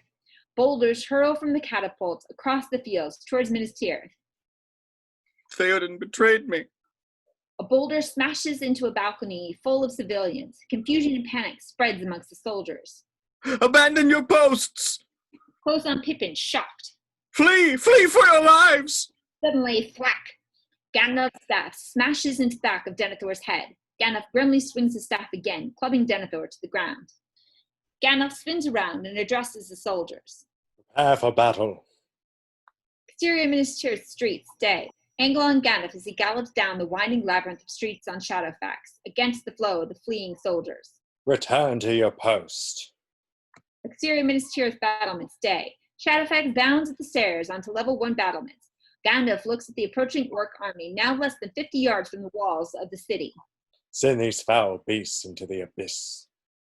Quick cuts, mighty wooden catapults positioned against the wall of Minas Tirith are fired. Exterior Minas Tirith, day. Thwap, thwap, thwap. Catapults send their great rocks high into the air over the battlements. Dizzying aerial shots of the boulders flying up close to camera, then falling away towards the orcs. Crunch. Boulders flatten orcs. Thwap. 100 more rocks. Thwap. Another 100. The orc front ranks are in disarray. Exterior Pelennor fields, Minas Tirith, day. As the great boulders land among them, the orcs start to panic. Stay where you are. Exterior Minas Tirith battlements, day. Gandalf walks the battlements as huge boulders rain into the orc armies below. Exterior Pelennor fields, Minas Tirith, day. Gothmog glances up at the whistling sound. A huge boulder hurtles towards him.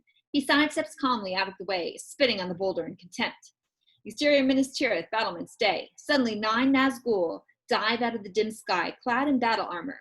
Soldiers throw themselves down as the Nazgul zoom overhead, emitting their piercing shrieks. Gondorian soldiers run for shelter in panic, covering their ears.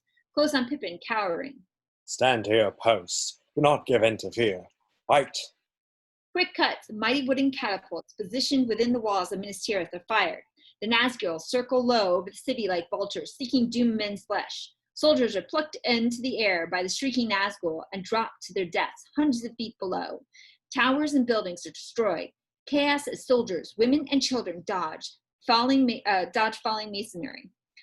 Close on Gondorian soldiers, sending a rain of arrows as they approach the towers and trolls.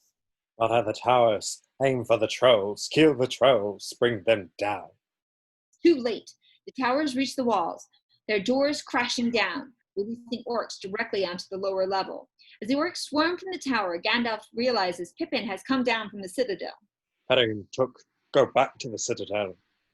They called us out to fight. Pippin looks stunned as a huge orc leaps towards him. Gandalf intercepts the beast, striking him with his staff. This is no place for a hobbit. Gandalf wields his staff, cutting through the attacking orc with ease. Behind him, an orc prepares to cut down Gandalf. Pippin instinctively flashes his sword at him. Angelon Gandalf turns on Pippin, smiling in spite of himself. God of the citadel indeed. Now back up the hill. Quickly. Quickly. Exterior Pelennor fields, dusk. Angelon, out of the massive, swirling battle, smoke crawls an iron monster.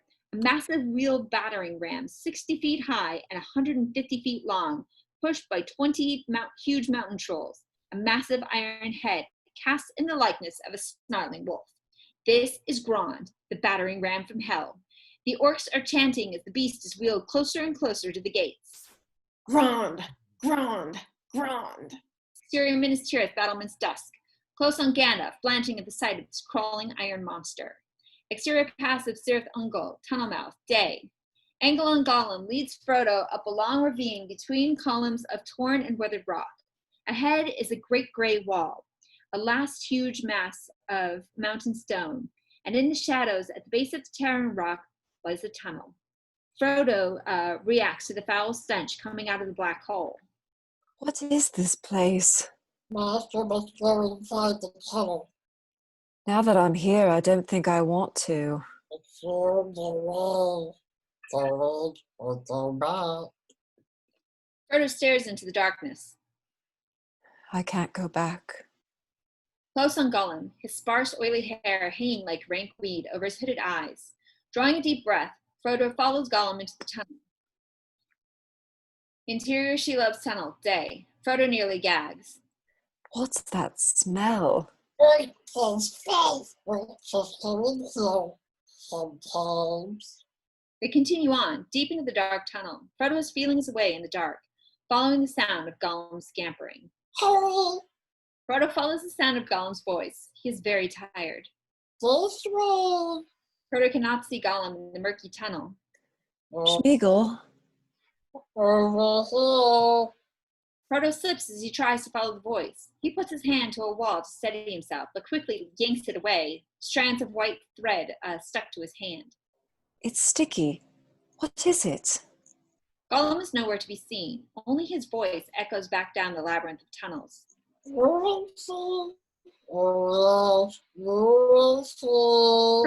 freezes. Smeagol? Smeagol? No answer, no echo, not even a tremor in the air. Smeagol? Close on Frodo realizes with horror that Gollum has deserted him. Sam.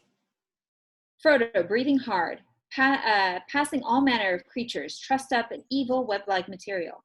A bubbling hiss can be heard.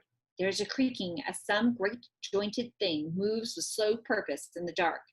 Frodo begins to run in blind panic. Exterior, Cirith Ungol stairs, day. Sam stumbles blindly down the ancient stairs, reckless and uncaring, his face pale and devastated. Close on Sam's foot slips. Suddenly, as if the ground has given way beneath him, Sam is slipping and sliding dangerously out of control. Sam thudding onto a large rock, which saves him from tumbling headlong over the precipice. Something catches Sam's eye. He stares, barely breathing. Close on a package of lembas bread. Sam looking back up the long, steep stair. Interior Shelob's tunnel, day. Frodo is running blindly. He falls, trapped in the sticky substance which clings to him. As he lays on the ground, unable to move, a voice comes to him from the distant memory. I give you the light of Erendil, our most beloved star. May it be a light for you in dark places, when all other lights go out. Close on, Frodo fumbles in his jacket, fear growing in him. He pulls out a glass vial, the gift from Galadriel. He holds it aloft. Aya, Erendil, Elenia, Onkalima. The file flickers. It kindles into a silver flame, a bright, radiant starlight. Low angle. The light instantly reveals a huge, loathsome spider towering over Frodo. Shelob the spider hisses at the light. Two great clusters of many windowed eyes protrude from her bulbous head. Her legs are bent, with a 12-foot span of hairs that stick out like steel spines. Her huge, swollen body, a vast, bloated bag, sways and sags between her legs. Her age-old black hide is knobby and pitted, blotchy with livid marks, but her belly underneath is pale and luminous. Shelob beats the air with her forelegs. Calling up all of his remaining strength and resolution, Frodo forces his legs to move and backs away from keeping his eyes on Shelob. Shelob crawls slowly towards him. Then, with sudden hideous speed, she attacks. She lashes out with her front legs. Frodo is flung back, and the glass vial clatters to the tunnel floor, casting an eerie low light. Shelob squats above Frodo, her eye clusters fidgeting with hideous delight, gloating over a prey trapped beyond all hope of escape. Suddenly, Frodo draws Sting. He slashes wildly at the giant spider, hewing off a tip of the leg. Shelob spasms, a wild blur of thrashing legs. Frodo leaps to his feet and runs, not even pausing to pick up the file of light.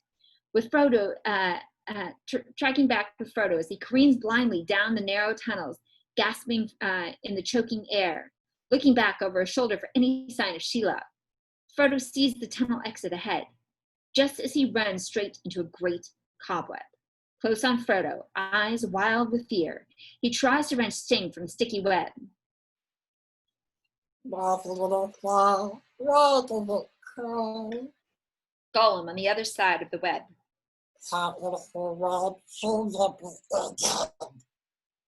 Frodo, as he slashes wildly with Sting, the shining blade of Sting as it hacks through the fibrous strands.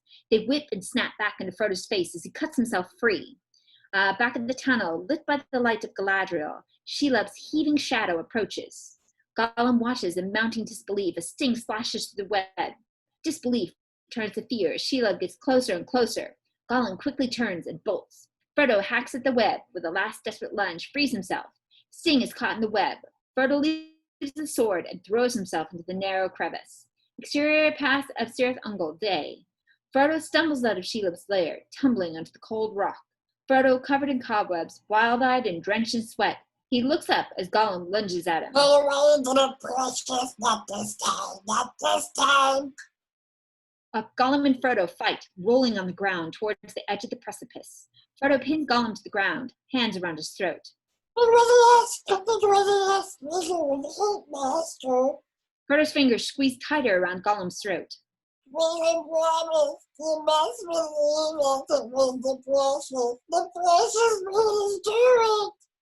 Frodo has a sudden moment of self-realization and releases Gollum, horrified at his violence. Gollum cowers back, coughing and sputtering. Frodo looks at Smeagol in shock. He gets to his feet. I have to destroy it, Smeagol. I have to destroy it for both our sakes. Smeagol stares at Frodo in disbelief. In a fury, he lunges at Frodo, who falls backwards, dangerously close to the edge of the precipice. Gollum tumbles over Frodo's body and falls to the bottom of the ravine. Exterior pass of Cirith Ungol, night. Frodo, overcome with exhaustion, stumbles down the steep stairs of Cirith Ungol. He is in full remorse at his treatment of Sam. I'm so sorry, Sam. Frodo falls to his knees. So sorry. Exterior Frodo's dream, Lothlorien, day. Frodo lands on soft green grass. Sun-drenched images of trees, of fields, of Lothlorien. Hazy image of Galadriel walking towards him, barefoot on the grass. This task was appointed to you, Frodo of the Shire. If you do not find a way, no one will. Galadriel leans down towards Frodo, offering her hand for a beat. Frodo stares down at her, torn, not wanting to go on, wanting to lie down. But he knows what he must do. Frodo, as he is lifted onto his feet. Once again, he goes into the dark, rank tunnels of the pass of Cirith Ungol. He goes on. Exterior Minas Tirith streets, night. Ankles on, flaming missiles rain down on the city, a deep boom. Grond thuds against the Minas Tirith gate, sending the vibration running through the city. Angelon Gandalf on Shadowfax leads several hundred Gondorian foot soldiers down through the streets. The gates. Man the gates. Exterior Minas Tirith, Court of the Kings, night. Pippin watches as Faramir's unconscious body is carried on a stretcher by Denethor's servants, led by Denethor. It has the atmosphere of a funeral. Interior Minas Tirith, Steward's tomb, night.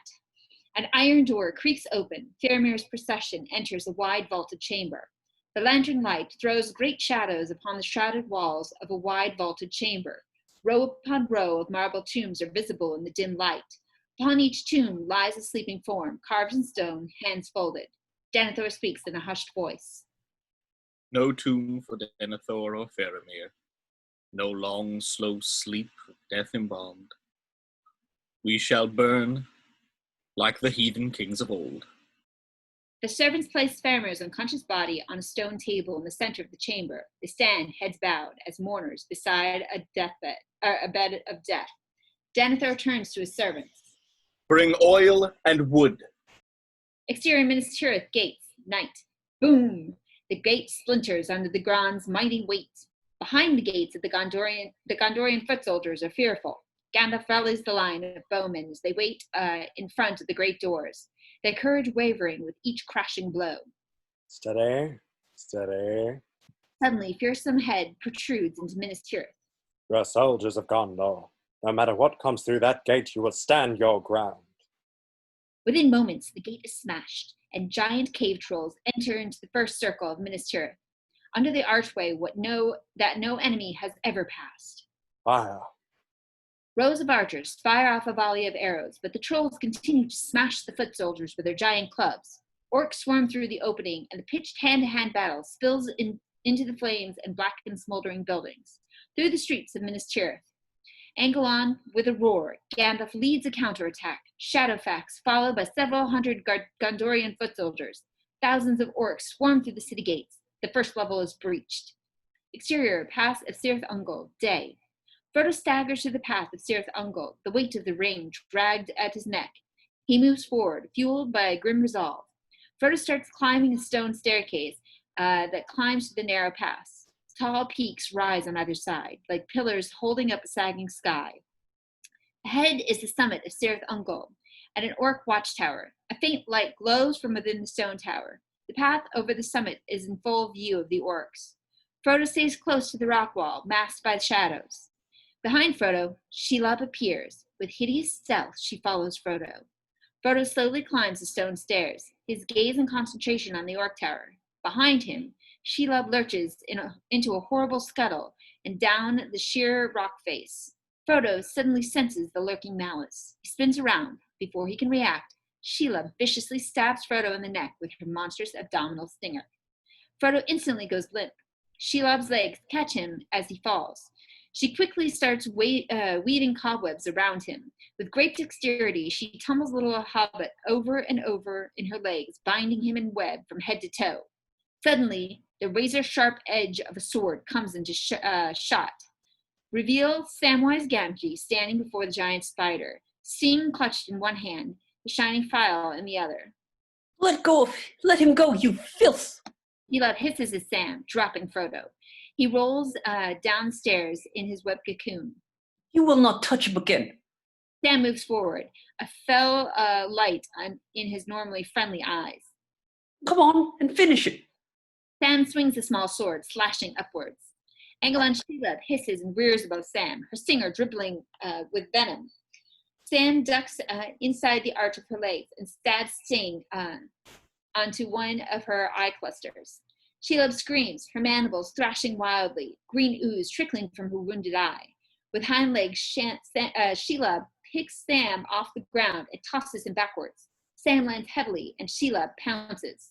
Shelob heaves the great bag of her belly high above Sam's head. As she splays her legs to drive her huge bulk down on him, Sam lifts the elven blade above his head, holding it with two hands. Sting slides into Shelob's soft underbelly. A shudder runs through her. Heaving up again, she wrenches herself away from the pain, her limbs writhing beneath her. Jerking and quivering, Shelob crawls to her hole, leaving a trail of green-yellow slime. She squeezes down the hole and disappears. The sound of her bubbling misery fades. Sam races to Frodo. Mr. Frodo! Sam rips cobwebs away from Frodo's head. His face is deathly pale. Oh no, Frodo! Frodo's pale, lifeless face. Mr. Frodo, wake up! Frodo's head lolls lifelessly in Sam's arms. Wake up! Don't leave me here alone. Don't go where I can follow. Wake up! Frodo staring, unmoving. Not asleep. Dead. Sam lays his face on Frodo's chest, weeping softly. Sting's blade glows blue. Tramping feet approach, clinking metal, harsh shouts. Sam looks up, looks back at Frodo. Sam looks at the orc tower and then at Sting, which glows blue as the orcs approach. Sam must make a decision. A small party of orcs and Uruk-hai head down the stairs from the watchtower. Shagrat leads the Uruk-hai, and Gorbag leads the orcs. Gorbag spies Frodo's body.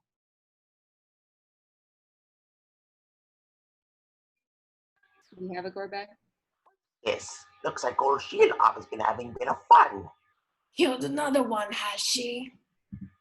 Gorbag peers curiously at Frodo as he leans down and pokes Frodo's lifeless body. No, this fellow ain't dead. Sam, hidden in a rock crevice, a shock sweeps across his face. Not dead. She jabs him with her stinger, and they go as limp as a boned fish. Then she has her way with them. That's how she likes to feed. Fresh blood. Get him to the tower. Is he full? The orcs grunt as they lift Frodo and carry him back towards the watchtower. This fellow will be awake in a few hours. And he'll wish he'd never been born. Frodo is carried up the steep stairs. Interior Minas Tirith, Steward's Tomb, night. From the shadows, Pippin watches aghast as Faramir is laying on a funeral pyre. Denethor kisses Faramir's sweating, fevered brow. The house of this spirit crumbles. He is burning. Already burning. Bundles of dried firewood are being stacked around Faramir's body. Pippin rushes forward, desperately pulling the firewood away. He's not dead. He's not dead. Denethor grabs Pippin by the collar. He roughly carries him towards the door. No. He's not dead. No. Hear now, Peregrine, son of Paladin. I release you from my service. Denethor throws Pippin outside. Go now and die in what way seems best to you. Denethor slams the door shut. Pour oil on the wood. Exterior Minas Tirith, streets, night. Pippin races down the steep streets, passing soldiers running back from the burning city. Great balls of fire are hurtling through the air. The city is in chaos. Gandalf! Gandalf! Amidst the fleeing soldiers. Go back to the second level. Hurry. Get the women and children out of here. Get them out. Pippin desperately pushes against a tide of soldiers retreating from the fighting. Exterior Pelennor Field, night. Gothmog turns to his second lieutenant. Move into the city. Kill all in your path. Exterior Minas Tirith, streets. As orcs run through the streets, men, women, and children flee. The pitched battle continues. Fight. Fight for your lives. Suddenly, in the midst of the battle, Gandalf turns. Shrill and clear come the sounds of distant horns. Off the side of the Mount Miludun, they dimly echo war horns at the west. Rohan has come. Exterior Pelennor Fields dawn. Gothmog turns the sounds of distant horns. Wide on 6,000 horsemen, led by Theoden and Eomer, step up to the skyline. Minas Tirith lies less than a mile away, down a gentle slope. Over 50,000 orcs are swarmed around the base of the city. Thick black smoke belches from within it. Merry blanches with fear. Eowyn puts a comforting hand on his shoulder. Courage, Mary. Courage for our friends. On the battlefield, Gothmog walks amongst his troops. Form ranks, you maggots. Form ranks. Pikes in front, lances behind. The orcs prepare for battle. Theoden gallops in front of his army, issuing urgent orders to his captains. Eomer, take your Aerid down the left flank. Gamling, follow the king's banner down the center. Grimble, take the company right after we pass the wall. Forth, and fear no darkness. Theoden rides to the front of his army. He rises in his stirrups, tall and proud, yelling in a clear, loud voice. Arise, arise, riders of Theoden. Spears shall be shaken, shields shall be splintered. A sword day, a red day, ere the sun rises. A ray of sunlight escapes through the black clouds, bathing the Rohirrim in golden light. Weapons and armor gleam. 6,000 horsemen hold their spears aloft. Below the Pelennor Fields, the orcs kneel and raise their lances in readiness. Eowyn, her arm around Mary before her. Whatever happens, stay with me. I'll look after you. Mary looks on in shock. As Theoden rises past the ranks of soldiers, he runs his lance along their spears. The noise echoes through the ranks as the weapons of the other riders clatter in response. Ride now, ride now, ride. Ride for ruin and the world's ending. Theoden faces his enemy. Death! Death! Death! Mary is swept up in the emotion. He whips out his little sword. Death! Death! Death! Death! Forth your lingos! All the horns of Rohirrim burst blast upon blast. The 60,000 Rohirrim move off, a great wall of horses and spear points building up to gallop like a rising tide as they charge towards the 50,000 orcs. Merry, wind blowing in his hair, Eowyn's arm around his chest as he yells at the top of his lungs. Gothmog marshalling his troops. Fire! The first volley of arrows hits the Rohirrim soldiers. The charge continues. Charge! The second volley, Gothmog watches in horrified awe as the Rohan advance continues. Sudden fear runs through the Orc and the Uruk-hai assembled on the Pelennor field. The Rohan charge like men possessed. The wall of Rohirrim horses and spears is seemingly unstoppable. Entire Orc companies vanish under their hooves like sand beneath the foaming breaker as they race towards the main body of the Orc army.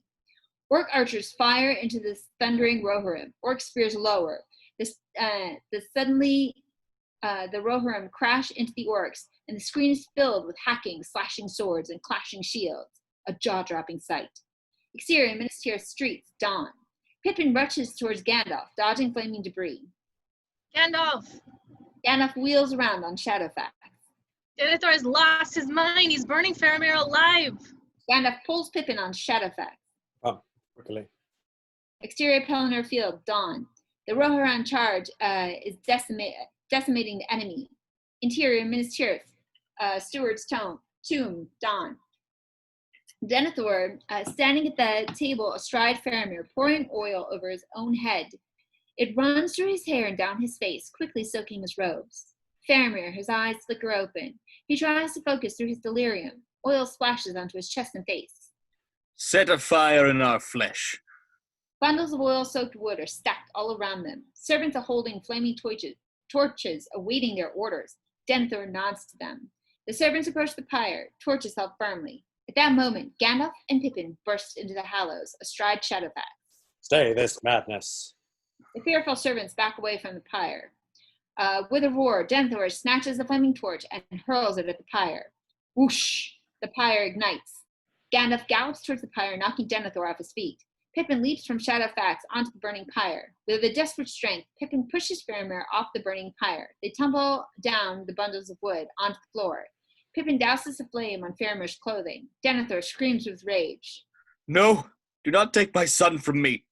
Denethor leaps across the pyre, ripping and tugging at Pippin. Fire quickly spreads up Denethor's oil-soaked back as he hauls Pippin off Faramir. Shadowfax rears up and strikes at Denethor, who falls back onto the pyre. Denethor, he looks into his son's eyes. For a brief moment, sanity returns. Faramir. Flames begin to engulf Denethor. Gandalf pulls Pippin to safety. They look on in horror as suddenly Denethor lurches off the pyre. Now a screaming, unguided ball of flame, he runs across the chamber, disappearing out of the door. So passes Denethor, son of Ecthelion. Exterior Minas Tirith, day. Denethor runs across the white court atop Minas Tirith and plummets straight over the 700-foot sheer drop onto the flaming city below. Exterior Pelennor Fields, day. Denethor's death plunged to the Rohirrim, gaining the upper hand. Vast numbers of orcs are slain and are fleeing. Drive them to the river! Theoden stands proud in his saddle, yelling at to his Rohirrim. Make safe the city! Theoden, his look of joy turns to horror. Across the vast sea of battle come 20 Mumakil, massive elephant-like creatures, each carrying a war tower packed with Haradim archers. Rohirrim riders panicking. Theoden on his horse circling amongst them. Reform the line! Reform the line! Rohirrim horses moving back into line. Sound the charge! Charge! Rohirrim riders charge towards the line of Mumakil. The Mumakil bellow as they are goaded into war, driven mercilessly by their brutal Haradim masters. They lumber into the sea of men, crushing riders and horses beneath their massive feet. Their spiked tusks swing wildly, sweeping and impaling riders. Harridan archers are sending a rain of arrows into the panicking Rohirrim. Eowyn and Merry are thrown from their horse. Exterior Minas Tirith dawn. The 6th level of the city, smoke rising around it, fires burning beneath it. The 6th gate, Minas Tirith, dawn.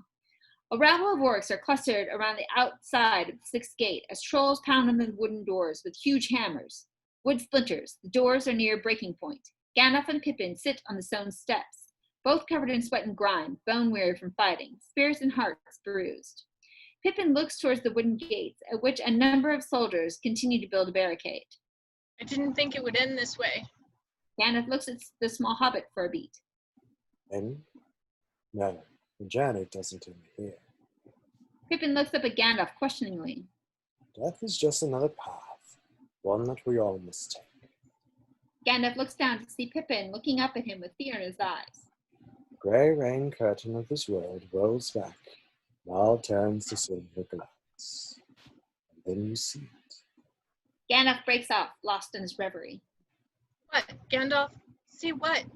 White shores, and beyond a far green country under a swift sunrise. Pippin stares up at the old wizard's face, softened, quiet, and full of peace. Well, that isn't so bad. No, it isn't. Boom! Gandalf and Pippin's face turn at the wooden doors shudder under another blow. Exterior Pelennor Field, day. The battlefield is in chaos as Mumakil decimate the valiant Rohirrim. Theoden tries to rally his men amid a sea of crying men and neighing horses. Rally to me! To me! Suddenly, the Witch King swoops down on his fell beast, scooping up Theoden and his horse. They cartwheel into the air and land in a heap. The horse is dead. Theoden lies dying beneath it. The Witch King swooping down on his fell beast. The fell beast lands on Theoden's dead horse. Feast on his flesh. The fell beast opens up its wicked jaws. Suddenly, a Rohan soldier stands before the beast. It is Eowyn. I will kill you if you touch him. The Witch King laughs. Do not come between the Nazgul and his prey. The fell beast lifts Eowyn from her feet. Suddenly, with a mighty sword blow, the fell beast's head is severed. The huge creature crumples to the ground, vast wings outstretched, sending the Witch King sprawling. The Witch King rises out of the wreckage, tall and threatening. Eowyn stands before him, the fell beast's blood dripping from her sword. With a shrill shriek of hatred, he knocks Eowyn backwards with his mace. Stunned, Eowyn tries to stand and is hit once again with another crippling blow. The Witch King laughs once again as he smashes his mace downwards. Eowyn tries to block the blow, but her shield shatters into many pieces. The Witch King towers over Eowyn, raising his mace for the killing blow. Exterior Minas Tirith, docks, day. An orc commander, hurrying on the Anduin River docks close to the city, large black shadows slide across the docks as sailing ships approach. A sinister black sailed ship glides onto the docks. 9 other corsair ships follow behind. Close on the orc commander. Late as usual. Get off your ships, you sea rats. There's knife work here needs doing. Eglon and Aragorn, leaping from the leading ship and charging across the docks, roaring at the top of his lungs. He's followed by Legolas and Gimli. Surprised orc reaction to the 3 charging towards the thousands of orcs. Oh, plenty for the both of us. May the best dwarf win. The army of the dead suddenly leaps straight out of the sides of the ship. They charge across the surface of the water with frightened speed, overtaking Aragorn. The orcs scream at the sight of 5,000 spectral warriors. The spectral warriors swarm onto the flank of the orc army. With a raging bloodlust, the undead climb over the top of each other to try to reach the enemy, creating a kind of rolling mountain of ghouls that sweep all before them away. The orcs have no defense as their weapons cannot make contact with ghosts. Exterior Pelennor Fields, day. Merry on the ground. He looks around to see the Witch King standing over Eowyn, pulling her to her feet. No man can kill me. Die! Angle on Merry driving his sword into the back of the Witch King's knee. Merry's sword bursts into flames and his arm is shot with pain. Eowyn struggles to her feet, pulling off her helmet. Close on Eowyn, her long hair tumbling onto her shoulders.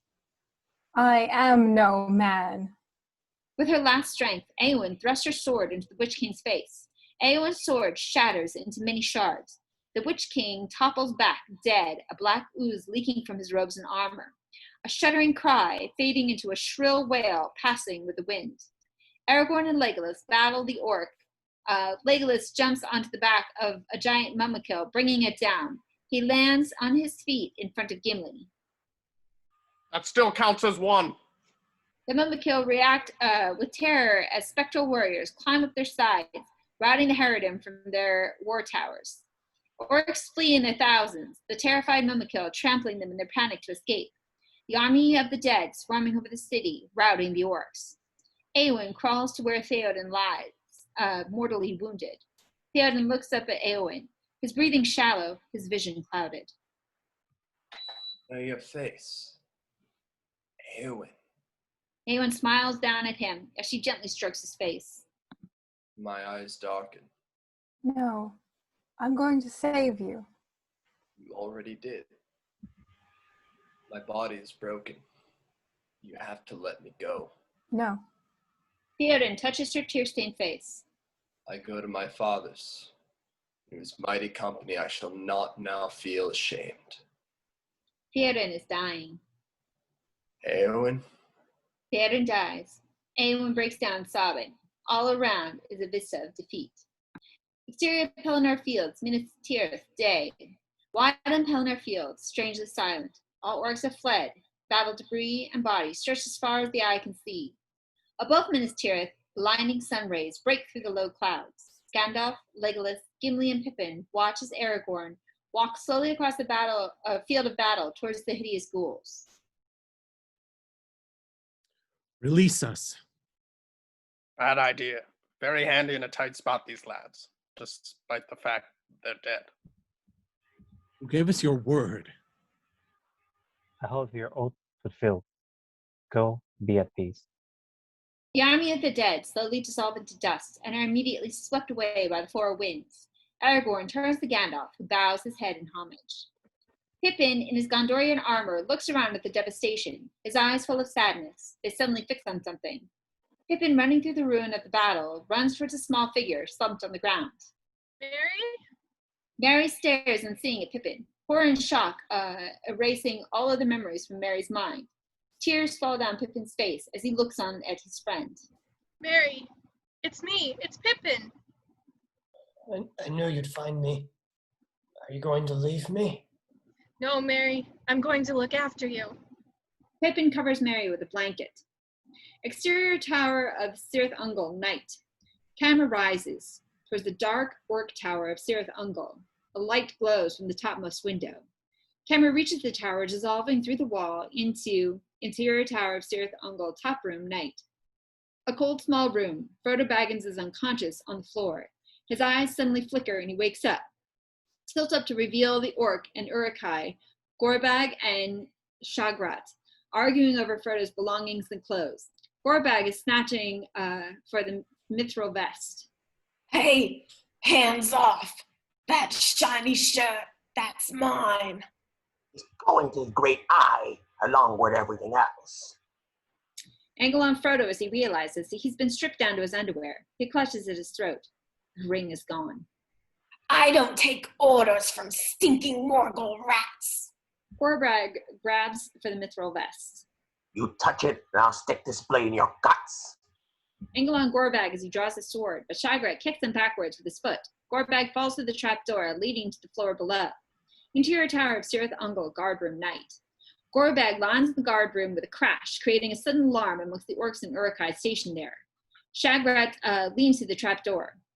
The scum tried to knife me! Kill him!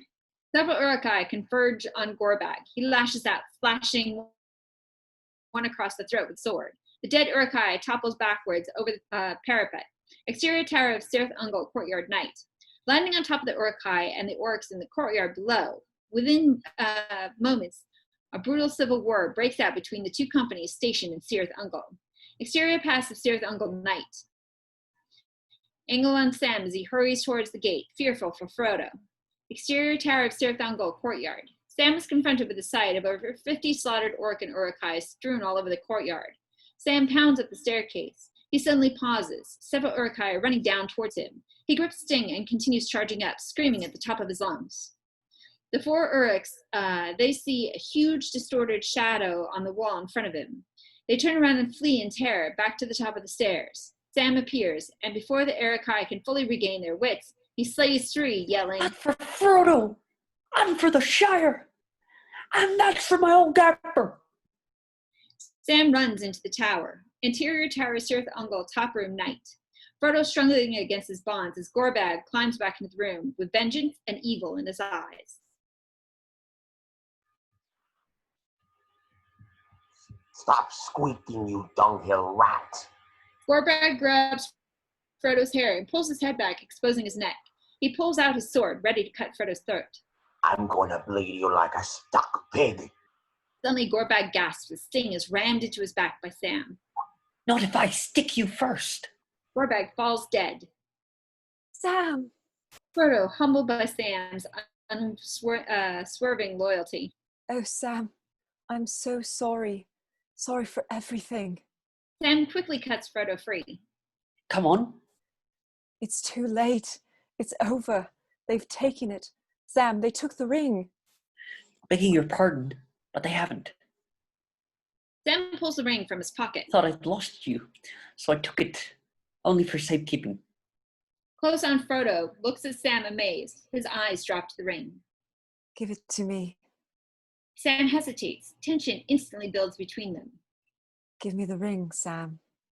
Sam seems strangely reluctant. On the soundtrack, the hum of the ring builds. Sam, give me the ring. Close on Sam as he drops the ring into Frodo's palm. Frodo sags in relief. He puts the ring back around his neck. You must understand. The ring is my burden. It will destroy you, Sam. Frodo looks at Sam, pain in his eyes. Sam looks down at Frodo, his plain hobbit face full of compassion. Sam's resolve hardens. A new strength takes hold. "Come on, Mr. Frodo. We'd best find you some clothes. Can't go walking through Mordor and not. But your skin?" Exterior pass of Cirith Ungol night. Frodo and Sam are now dressed in foul-looking orc gear. Frodo and Sam turn east and walk over the summit of Cirith Ungol into Mordor. Frodo and Sam, they stop dead, staring ahead.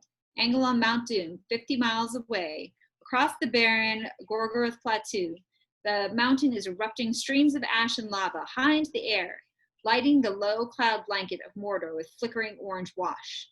With immense trepidation, Frodo and Sam head down the steep path into the Dark Kingdom. Two tiny figures in a bleak, foreboding landscape. Before them lies the plain of Gorgoroth. Their eyes are drawn to the ominous silhouette of Mount Doom. "We did it, Mr. Frodo. We made it to Mordor." Frodo's eyes travel toward the hundreds of fires which glow on the plains beneath them. Thousands upon thousands of orcs are encamped here. There are so many of them. So many. We'll never get through unseen. Their eyes are drawn to the dark looming shape, Barad-dûr.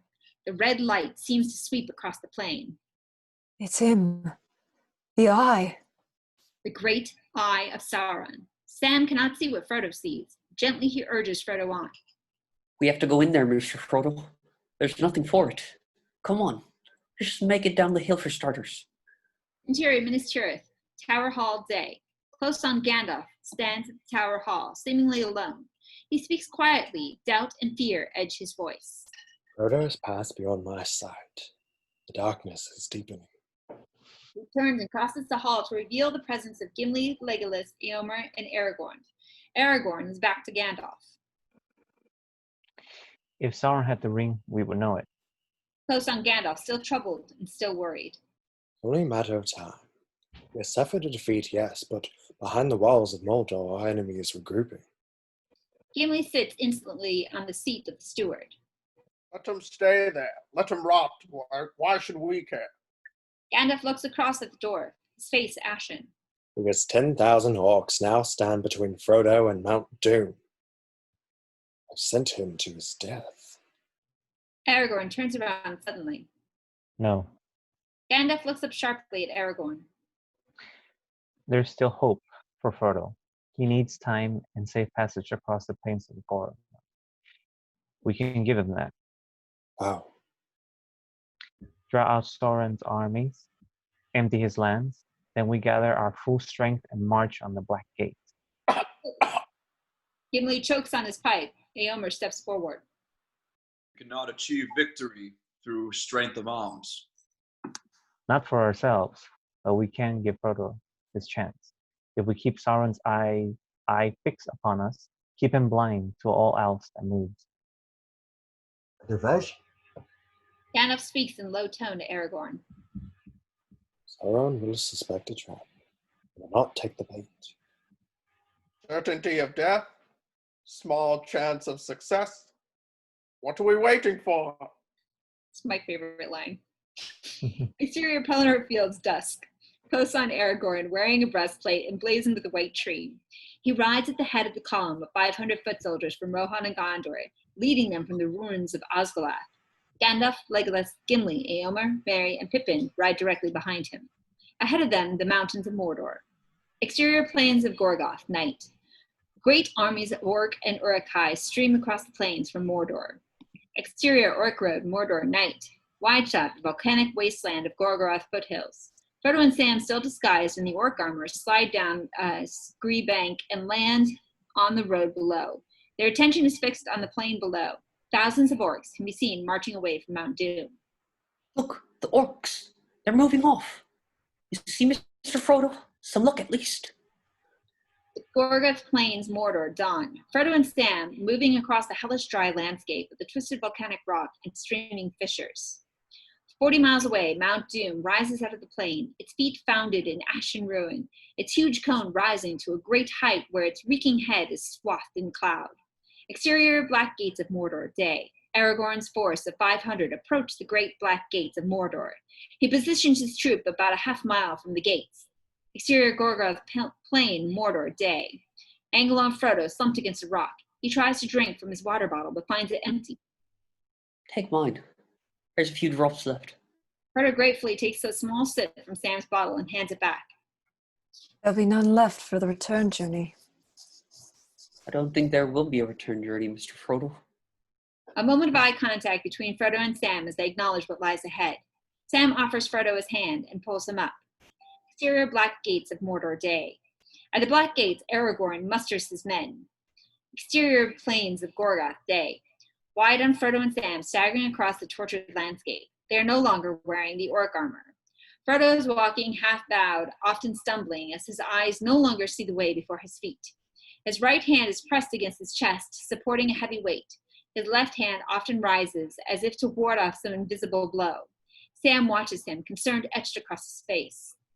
Frodo, close on Frodo, as a malevolent voice in his head calls to him. Baggins, Baggins. Sam, looking behind him in time to see a ray of red light stabs through the gloom and begins to sweep over the barren landscape. Frodo, get down! Sam throws himself on the ground. Frodo turns to the light, unable to stop himself. Frodo crumpling to the ground as the red light hits him like a searchlight. Exterior Black Gates of Mordor, night. All is quiet. No sign of the enemy.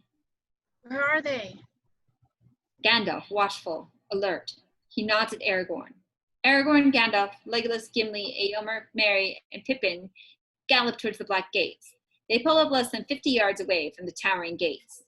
Exterior plains of Gorgoroth, night. Frodo is slumped on the ground, unable to move. Exterior Black Gates of Mordor, night. Angle on Aragorn as he moves his horse forward. Let the Lord of the Black Land come forth. Let justice be done upon him. From behind the huge gate, a terrifying chanting and the clanging of armor of thousands. With the sound of tortured metal, the massive gate begins to open. Legolas, Merry, Eomer look on in trepidation. Exterior plains of Gorgoroth, night. With the eye of Sauron sweeping the plains around them, Sam gets to his feet. Exterior Black Gates of Mordor, night. The Black Gates of Mordor swing open. Sauron's army of 300,000 orcs march out. Pull back, pull back. Angle on Aragorn, Gandalf, Legolas, Gimli, Eomer, Merry, and Pippin as they gallop back towards their small army as the orc masses slowly march towards them. Behind them, the eye of Sauron is directed towards them. Exterior plains of Gorgoroth, night. Frodo's eyes open with the start. It's gone, Mr. Frodo. Sam calls towards Frodo. The flight's passed on, away towards the north. Something's drawn in skies. Frodo and Sam stagger to their feet and move off. Exterior Black Gates of Mordor, day. The massive orc army marching towards Aragorn's men. Angles on Aragorn's men, starting to waver as the orcs encircle them. Some men are backing away, losing their nerve. Aragorn gallops in front of his army. Hold your ground. Hold your ground. Sons of Gondor, of Rohan, my brothers. Aragorn seems to fix each and every one of his men with his eyes. I see in your eyes the same fear that will take the heart of me. A day may come when the courage of men fails, when we forsaken our friends and break all bonds of fellowship. But it is not on this day. On the hour of the wolves and shattered shields, when the age of men comes crashing down. But it will not be on this day. This day we fight. By all that we hold dear on this good earth, I bind you stand. Aragorn holds Anduril aloft. Men of the West. Exterior Mount Doom, night. Frodo and Sam are climbing the face of Mount Doom. The landscape is violent. Red heat hisses out of fissures. The rock is jagged. Razor sharp ash blankets the land. Red lightning forks across the sky with a deafening crack. Frodo and Sam's feet dragging across the ash, their parched lips sweating dusty faces. Frodo trips and falls face first into the dust. Sam drops beside him. Exterior Black Gates of Mordor, day. High and wide of Aragorn's army, totally surrounded by 300,000 orcs, poised on the order to attack. Intercut with exterior Mount Doom, night. Frodo slowly lifts his head and looks up. Frodo's POV, looking straight up the steep slopes of Mount Doom. A huge mass of ash and slag and burned stone. Frodo starts to crawl on his hands and knees. He hauls himself a few pitiful feet before slumping into the ash. Exterior Black Gates of Mordor, night. Gimli as he surveys the army of Mordor. Never thought I'd die fighting side by side with an elf. What about side by side with a friend? Gimli looks up into the eyes of Legolas, with whom he has shared so much. The gruff dwarf smiles quietly. I could do that. Legolas drops his hand onto Gimli's shoulder. Slowly they turn to face the enemy together. Exterior Gorgoroth Plain, Mordor, night. Close on Sam as he crawls to Frodo, who lies slumped against the rock face. He turns him over, holding him in his arms. You remember the Shire, Mr. Frodo. It'll be spring soon, and the orchids will be in blossom, and the birds will be nesting in the hazel thicket, and they'll be sowing the summer barley in the lower fields, and eating the first of the strawberries with cream. Do you remember the taste of strawberries? Close on Frodo shuts his eyes. His breathing comes in gasps. No, Sam. I can't recall the taste of food, nor the sound of water, nor the touch of grass. I'm naked in the dark. There's no veil between me and the wheel of fire. I can see him with my waking eyes. Sam looks at Frodo with grim determination. Let us be rid of it, once and for all. Come on, Mr. Frodo. I can't carry it for you, but I can carry you. Come on. With that, Sam lifts Frodo onto his shoulders and starts to climb Mount Doom. His plain, hobbit face grows stern, almost grim, as the will hardens in him. Wide on two tiny hobbits on the endless shale slopes of the mountain. Exterior, Black Gates in Mordor, day. Angle on Aragorn and company watch as they are surrounded by the tide of orcs. Aragorn raises Anduril in a broad sweep and he walks forward to face the others. Quiet resolve written on Aragorn's face as he looks into the eyes of the remaining members of the Fellowship. For Frodo. Aragorn turning, sword raised, he charges forward. There's a sudden moment of silence. No one else moves. Suddenly a shout goes up. Merry and Pippin charging forward, the rest of the men following. Aragorn crashes head-on into the line of orcs, the blade of Anduril flashing as Aragorn hacks at the orcs. Exterior slopes of Mount Doom, day. Like a small gray insect, Sam creeps up the slope with Frodo on his back, foot by foot. A mantling cloud swirls, revealing the cruel pinnacles and iron crown of Barad-dûr, the dark tower in the distance. Sam staggering under Frodo's weight. Strong ash-laden winds are buffeting him as he slowly climbs Mount Doom. The plain of Gorgoroth lies 1,000 feet below him, wrapped in fume and shadow. A tremor ripples through the ground. A red flame explodes into the sky. Sam looks up, fearful the mountain could explode at any moment. Sam's POV. Through a thick, fume-laden air, a set of stairs can be made out. Look, Mr. Frodo, we're almost there. Sam can't believe it. Relief and joy flood through him. Little hobbits to climb through hell. Smack! Out of nowhere, the figure of Smeagol crashes into them, sending Sam and Frodo sprawling. Smeagol pounces on Frodo, his fingers wrapping around his throat, snapping Frodo's neck side to side. Frodo, as he struggles to unlock the bony white fingers around his neck, but Smeagol's grip is too strong. Smeagol's fingers tighten around Frodo's neck, squeezing the life out of him. Whack! A rock connects to the side of Smeagol's head. Sam jumps onto the stunned Smeagol, and Frodo comes too. Exterior Black Gates of Mordor, day. The battle between men and orc rages on. From Mordor high overhead, the Nazgul fly into the fray. Exterior slopes of Mount Doom, day. All of the old hatred between Sam and Smeagol boils over as they fight.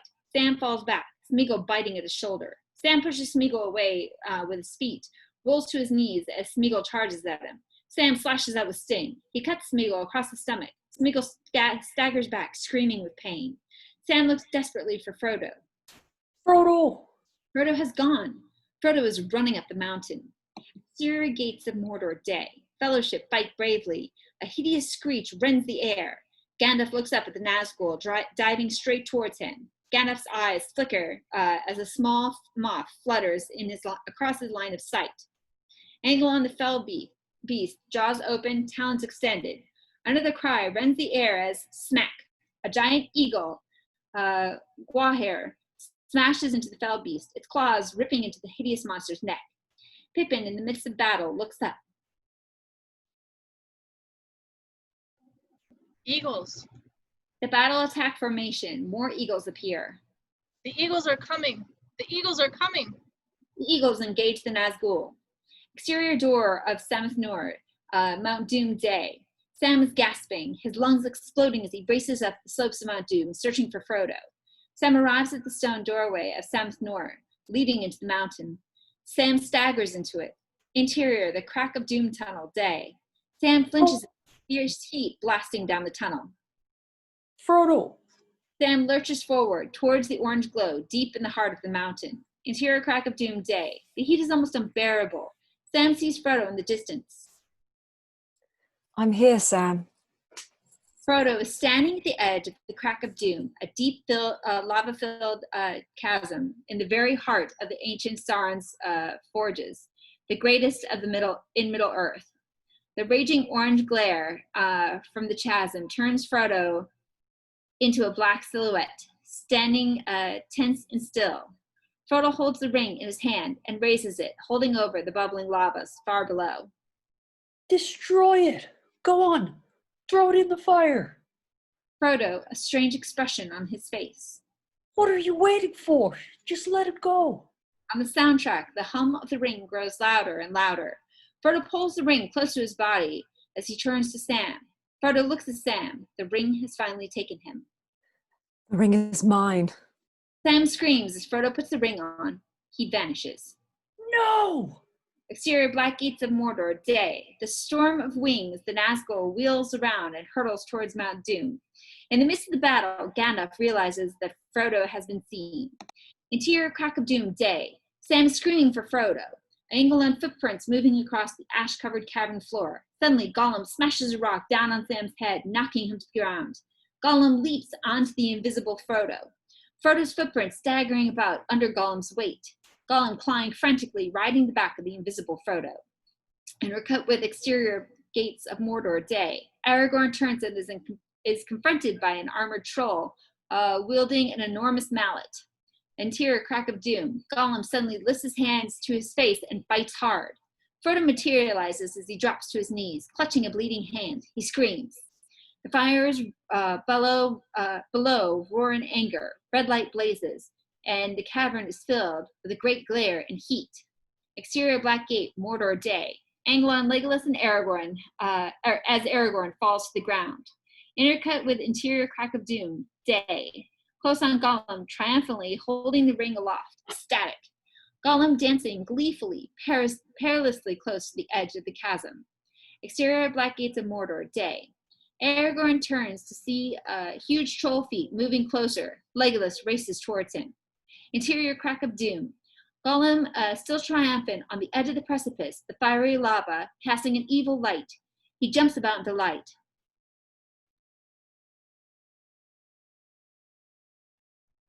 Smeagol.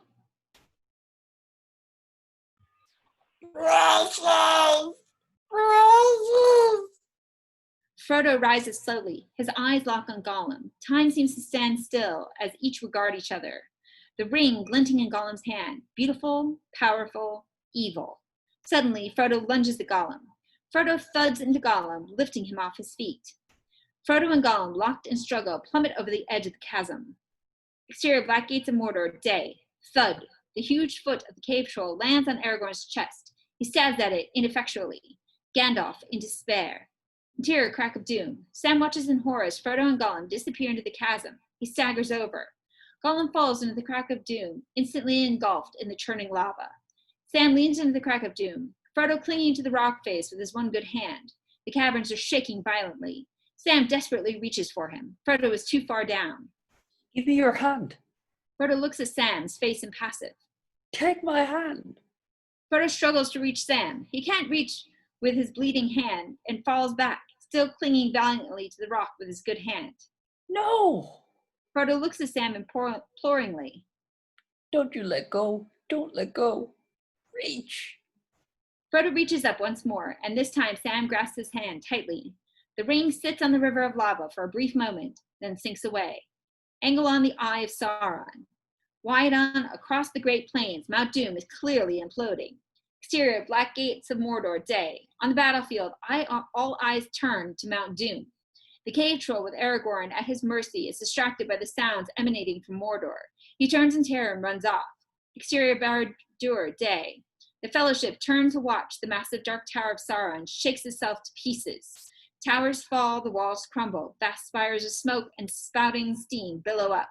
The foundations explode apart. Exterior Black Gates of Mordor, day. The Black Gates collapse in a huge cloud of ash. The orcs are fleeing in all directions as the very foundations of Mordor collapse. The company watches as Mount Doom explodes. The reason for their misery is clear. It's plain that Frodo and Sam can never survive the cataclysm. Exterior slopes of Mount Doom, day. The volcano is erupting. Fire belches from its riven summit, sending lava streaming down its side.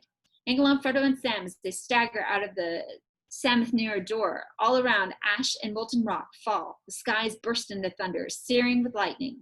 The screaming Nazgul fall from the sky in flames. The ground is shaking so violently that Frodo and Sam can barely stand. Frodo stumbles. Sam helps him up. Frodo smiles. It's gone. It's done. Sam looks down at Frodo. Frodo's face is at peace, his burden destroyed. Yes, Mr. Frodo. It's over now. Frodo and Sam crawl onto a rock as lava streams towards them. In seconds, their rock is an island in a sea of molten fire. Frodo shuts his eyes. I can see the Shire, the Brandywine River, Bag End, Gandalf's fireworks, the lights in the party tree. Rosie Cotton, dancing. She had ribbons in her hair. If I was ever to marry someone, it would have been her. It would have been her. Frodo glances at Sam. He is weeping. Frodo wrapping an arm around Sam's shoulder. I'm glad to be with you, Samwise Gamgee, here at the end of all things. High and wide, two tiny hobbits waiting to die amid a cataclysmic landscape. Lava erupts around them. Fireballs rain down from the sky. We slowly fade to black. Fade up. Slow motion. Here, the great eagle flaps towards camera. He bears Gandalf on his back and is followed by two more eagles. Wide shot. The eagles bravely fly amongst the raining ash and molten rocks and snatch Frodo and Sam from the rock. Close on Frodo's face as the fiery volcano recedes away beneath him. The wind ruffles his hair and he passes out. Fade to black. Interior, Minas Tirith, House of Healing, day. Slow motion. Frodo's eyes flutter open. Looking around, his eyes alight on Gandalf. Gandalf? Gandalf's face breaks into a smile, then laughter, as Merry and Pippin run in, jumping on the bed and hugging Frodo. Gimli and Legolas enter the room. Their joy is plain. Aragorn joins them. The fellowship is complete. Finally, Frodo's eyes fall upon a figure standing apart from the others. It is Sam. Frodo and Sam's eyes meet. Exterior Minas Tirith, Court of the King's Day. Sweeping over the Minas Tirith walls, racing towards the top of the city, through a blizzard of white flower petals, Minas Tirith is restored. It gleams white in the bright sun. Soaring up to reveal the Court of the Kings, crowded with 4,000 people, cramming the wide path leading to the Tower Hall. Close on the crown of Gondor, which glints in the brilliant sunshine. Gandalf places the crown upon Aragorn's head. Now come the days of the king. Aragorn smiles up at Gandalf. May they be blessed. Aragorn slowly rises, turns to face the crowd, who cheer and clap for their king. This day does not belong to one man, but to all. Let us together rebuild this world that may share in the days of peace. The cheers of his people are deafening. Hermanon Endornat, Ilunian Simon Marum, and Helen Pen Ambar Methan. Aragorn sings for his people. Then walks in slow procession down the white paved path as the crowd bows their head in respect for their new king. Aragorn passes Eowyn and Faramir, who bow before him. Éomer steps forward to bow in respect. Trumpets sound as a procession of elves dressed in shimmering silvers and whites, led by Legolas, approach the king. Hanonle. Legolas gestures behind him.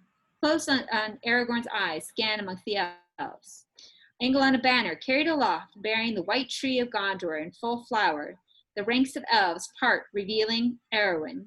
Eyes shining, mortal now, but deeply in love, carrying the standard of Gondor. Aragorn kisses her. Elrond looks on, his face breaks into a smile. Aragorn and Arwen embrace.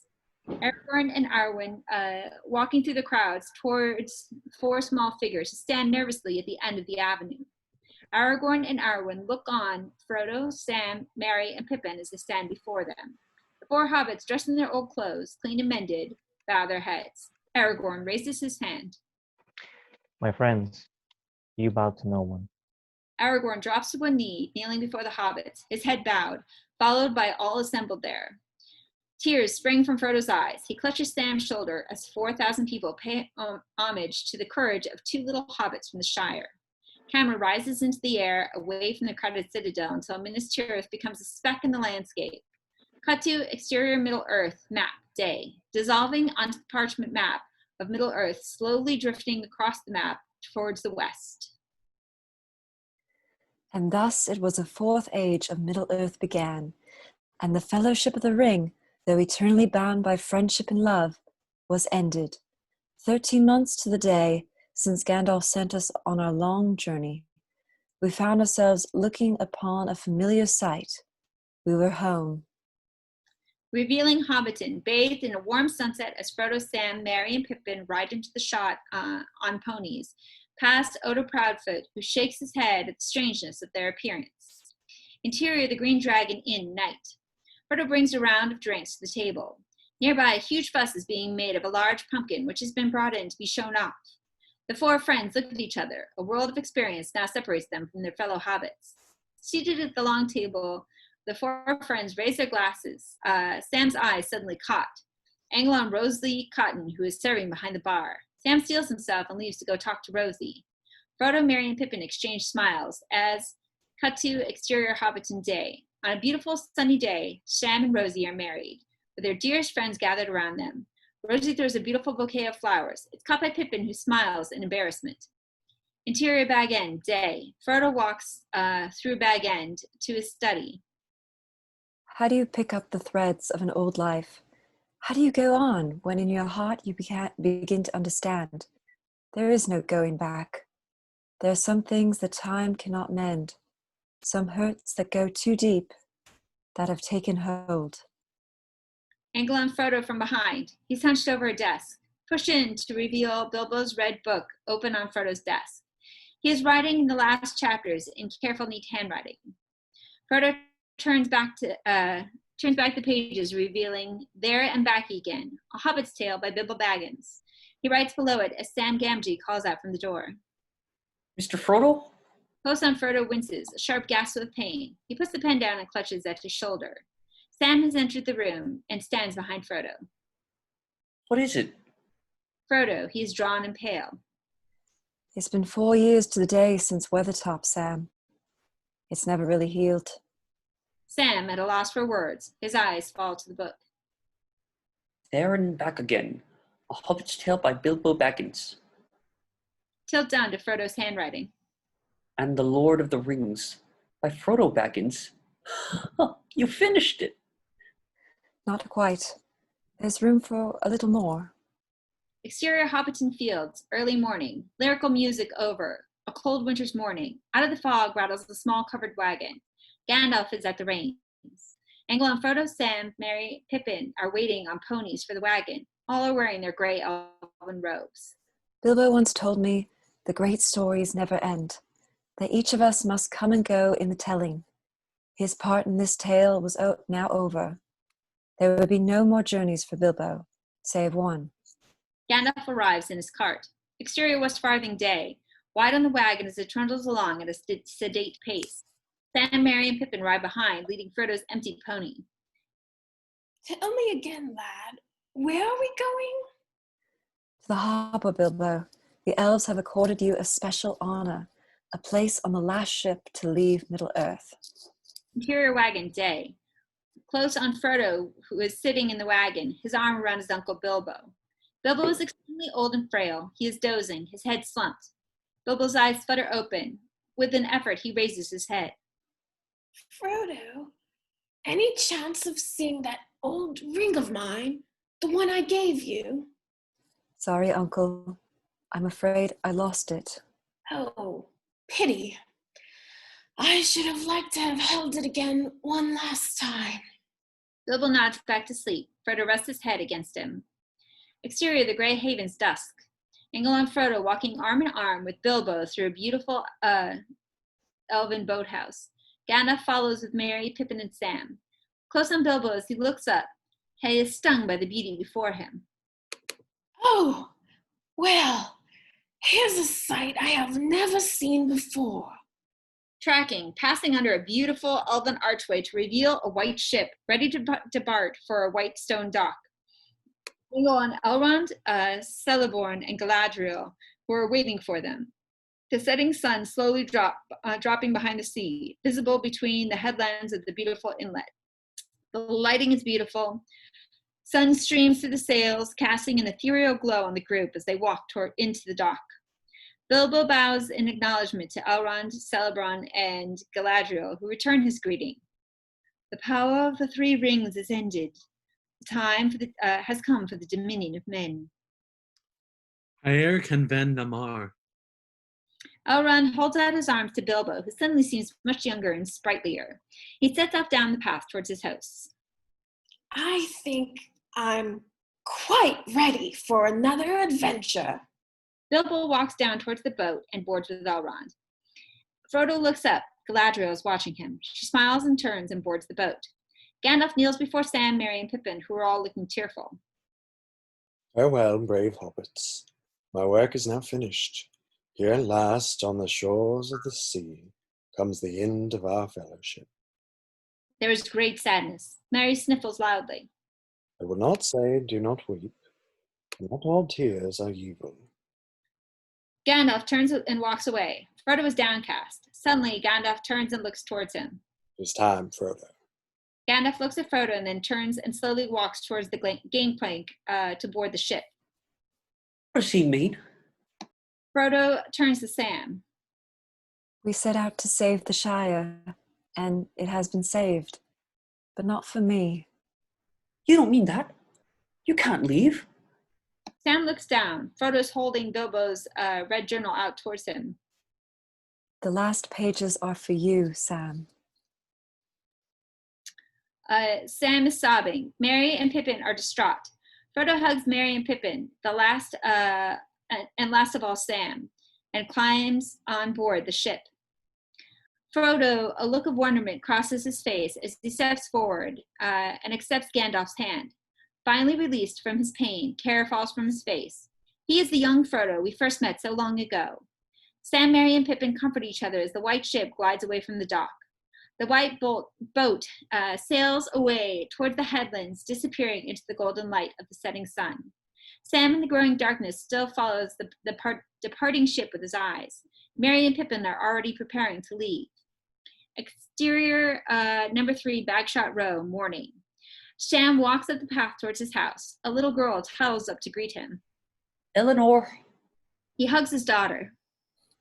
My dear Sam, you cannot always be torn in two.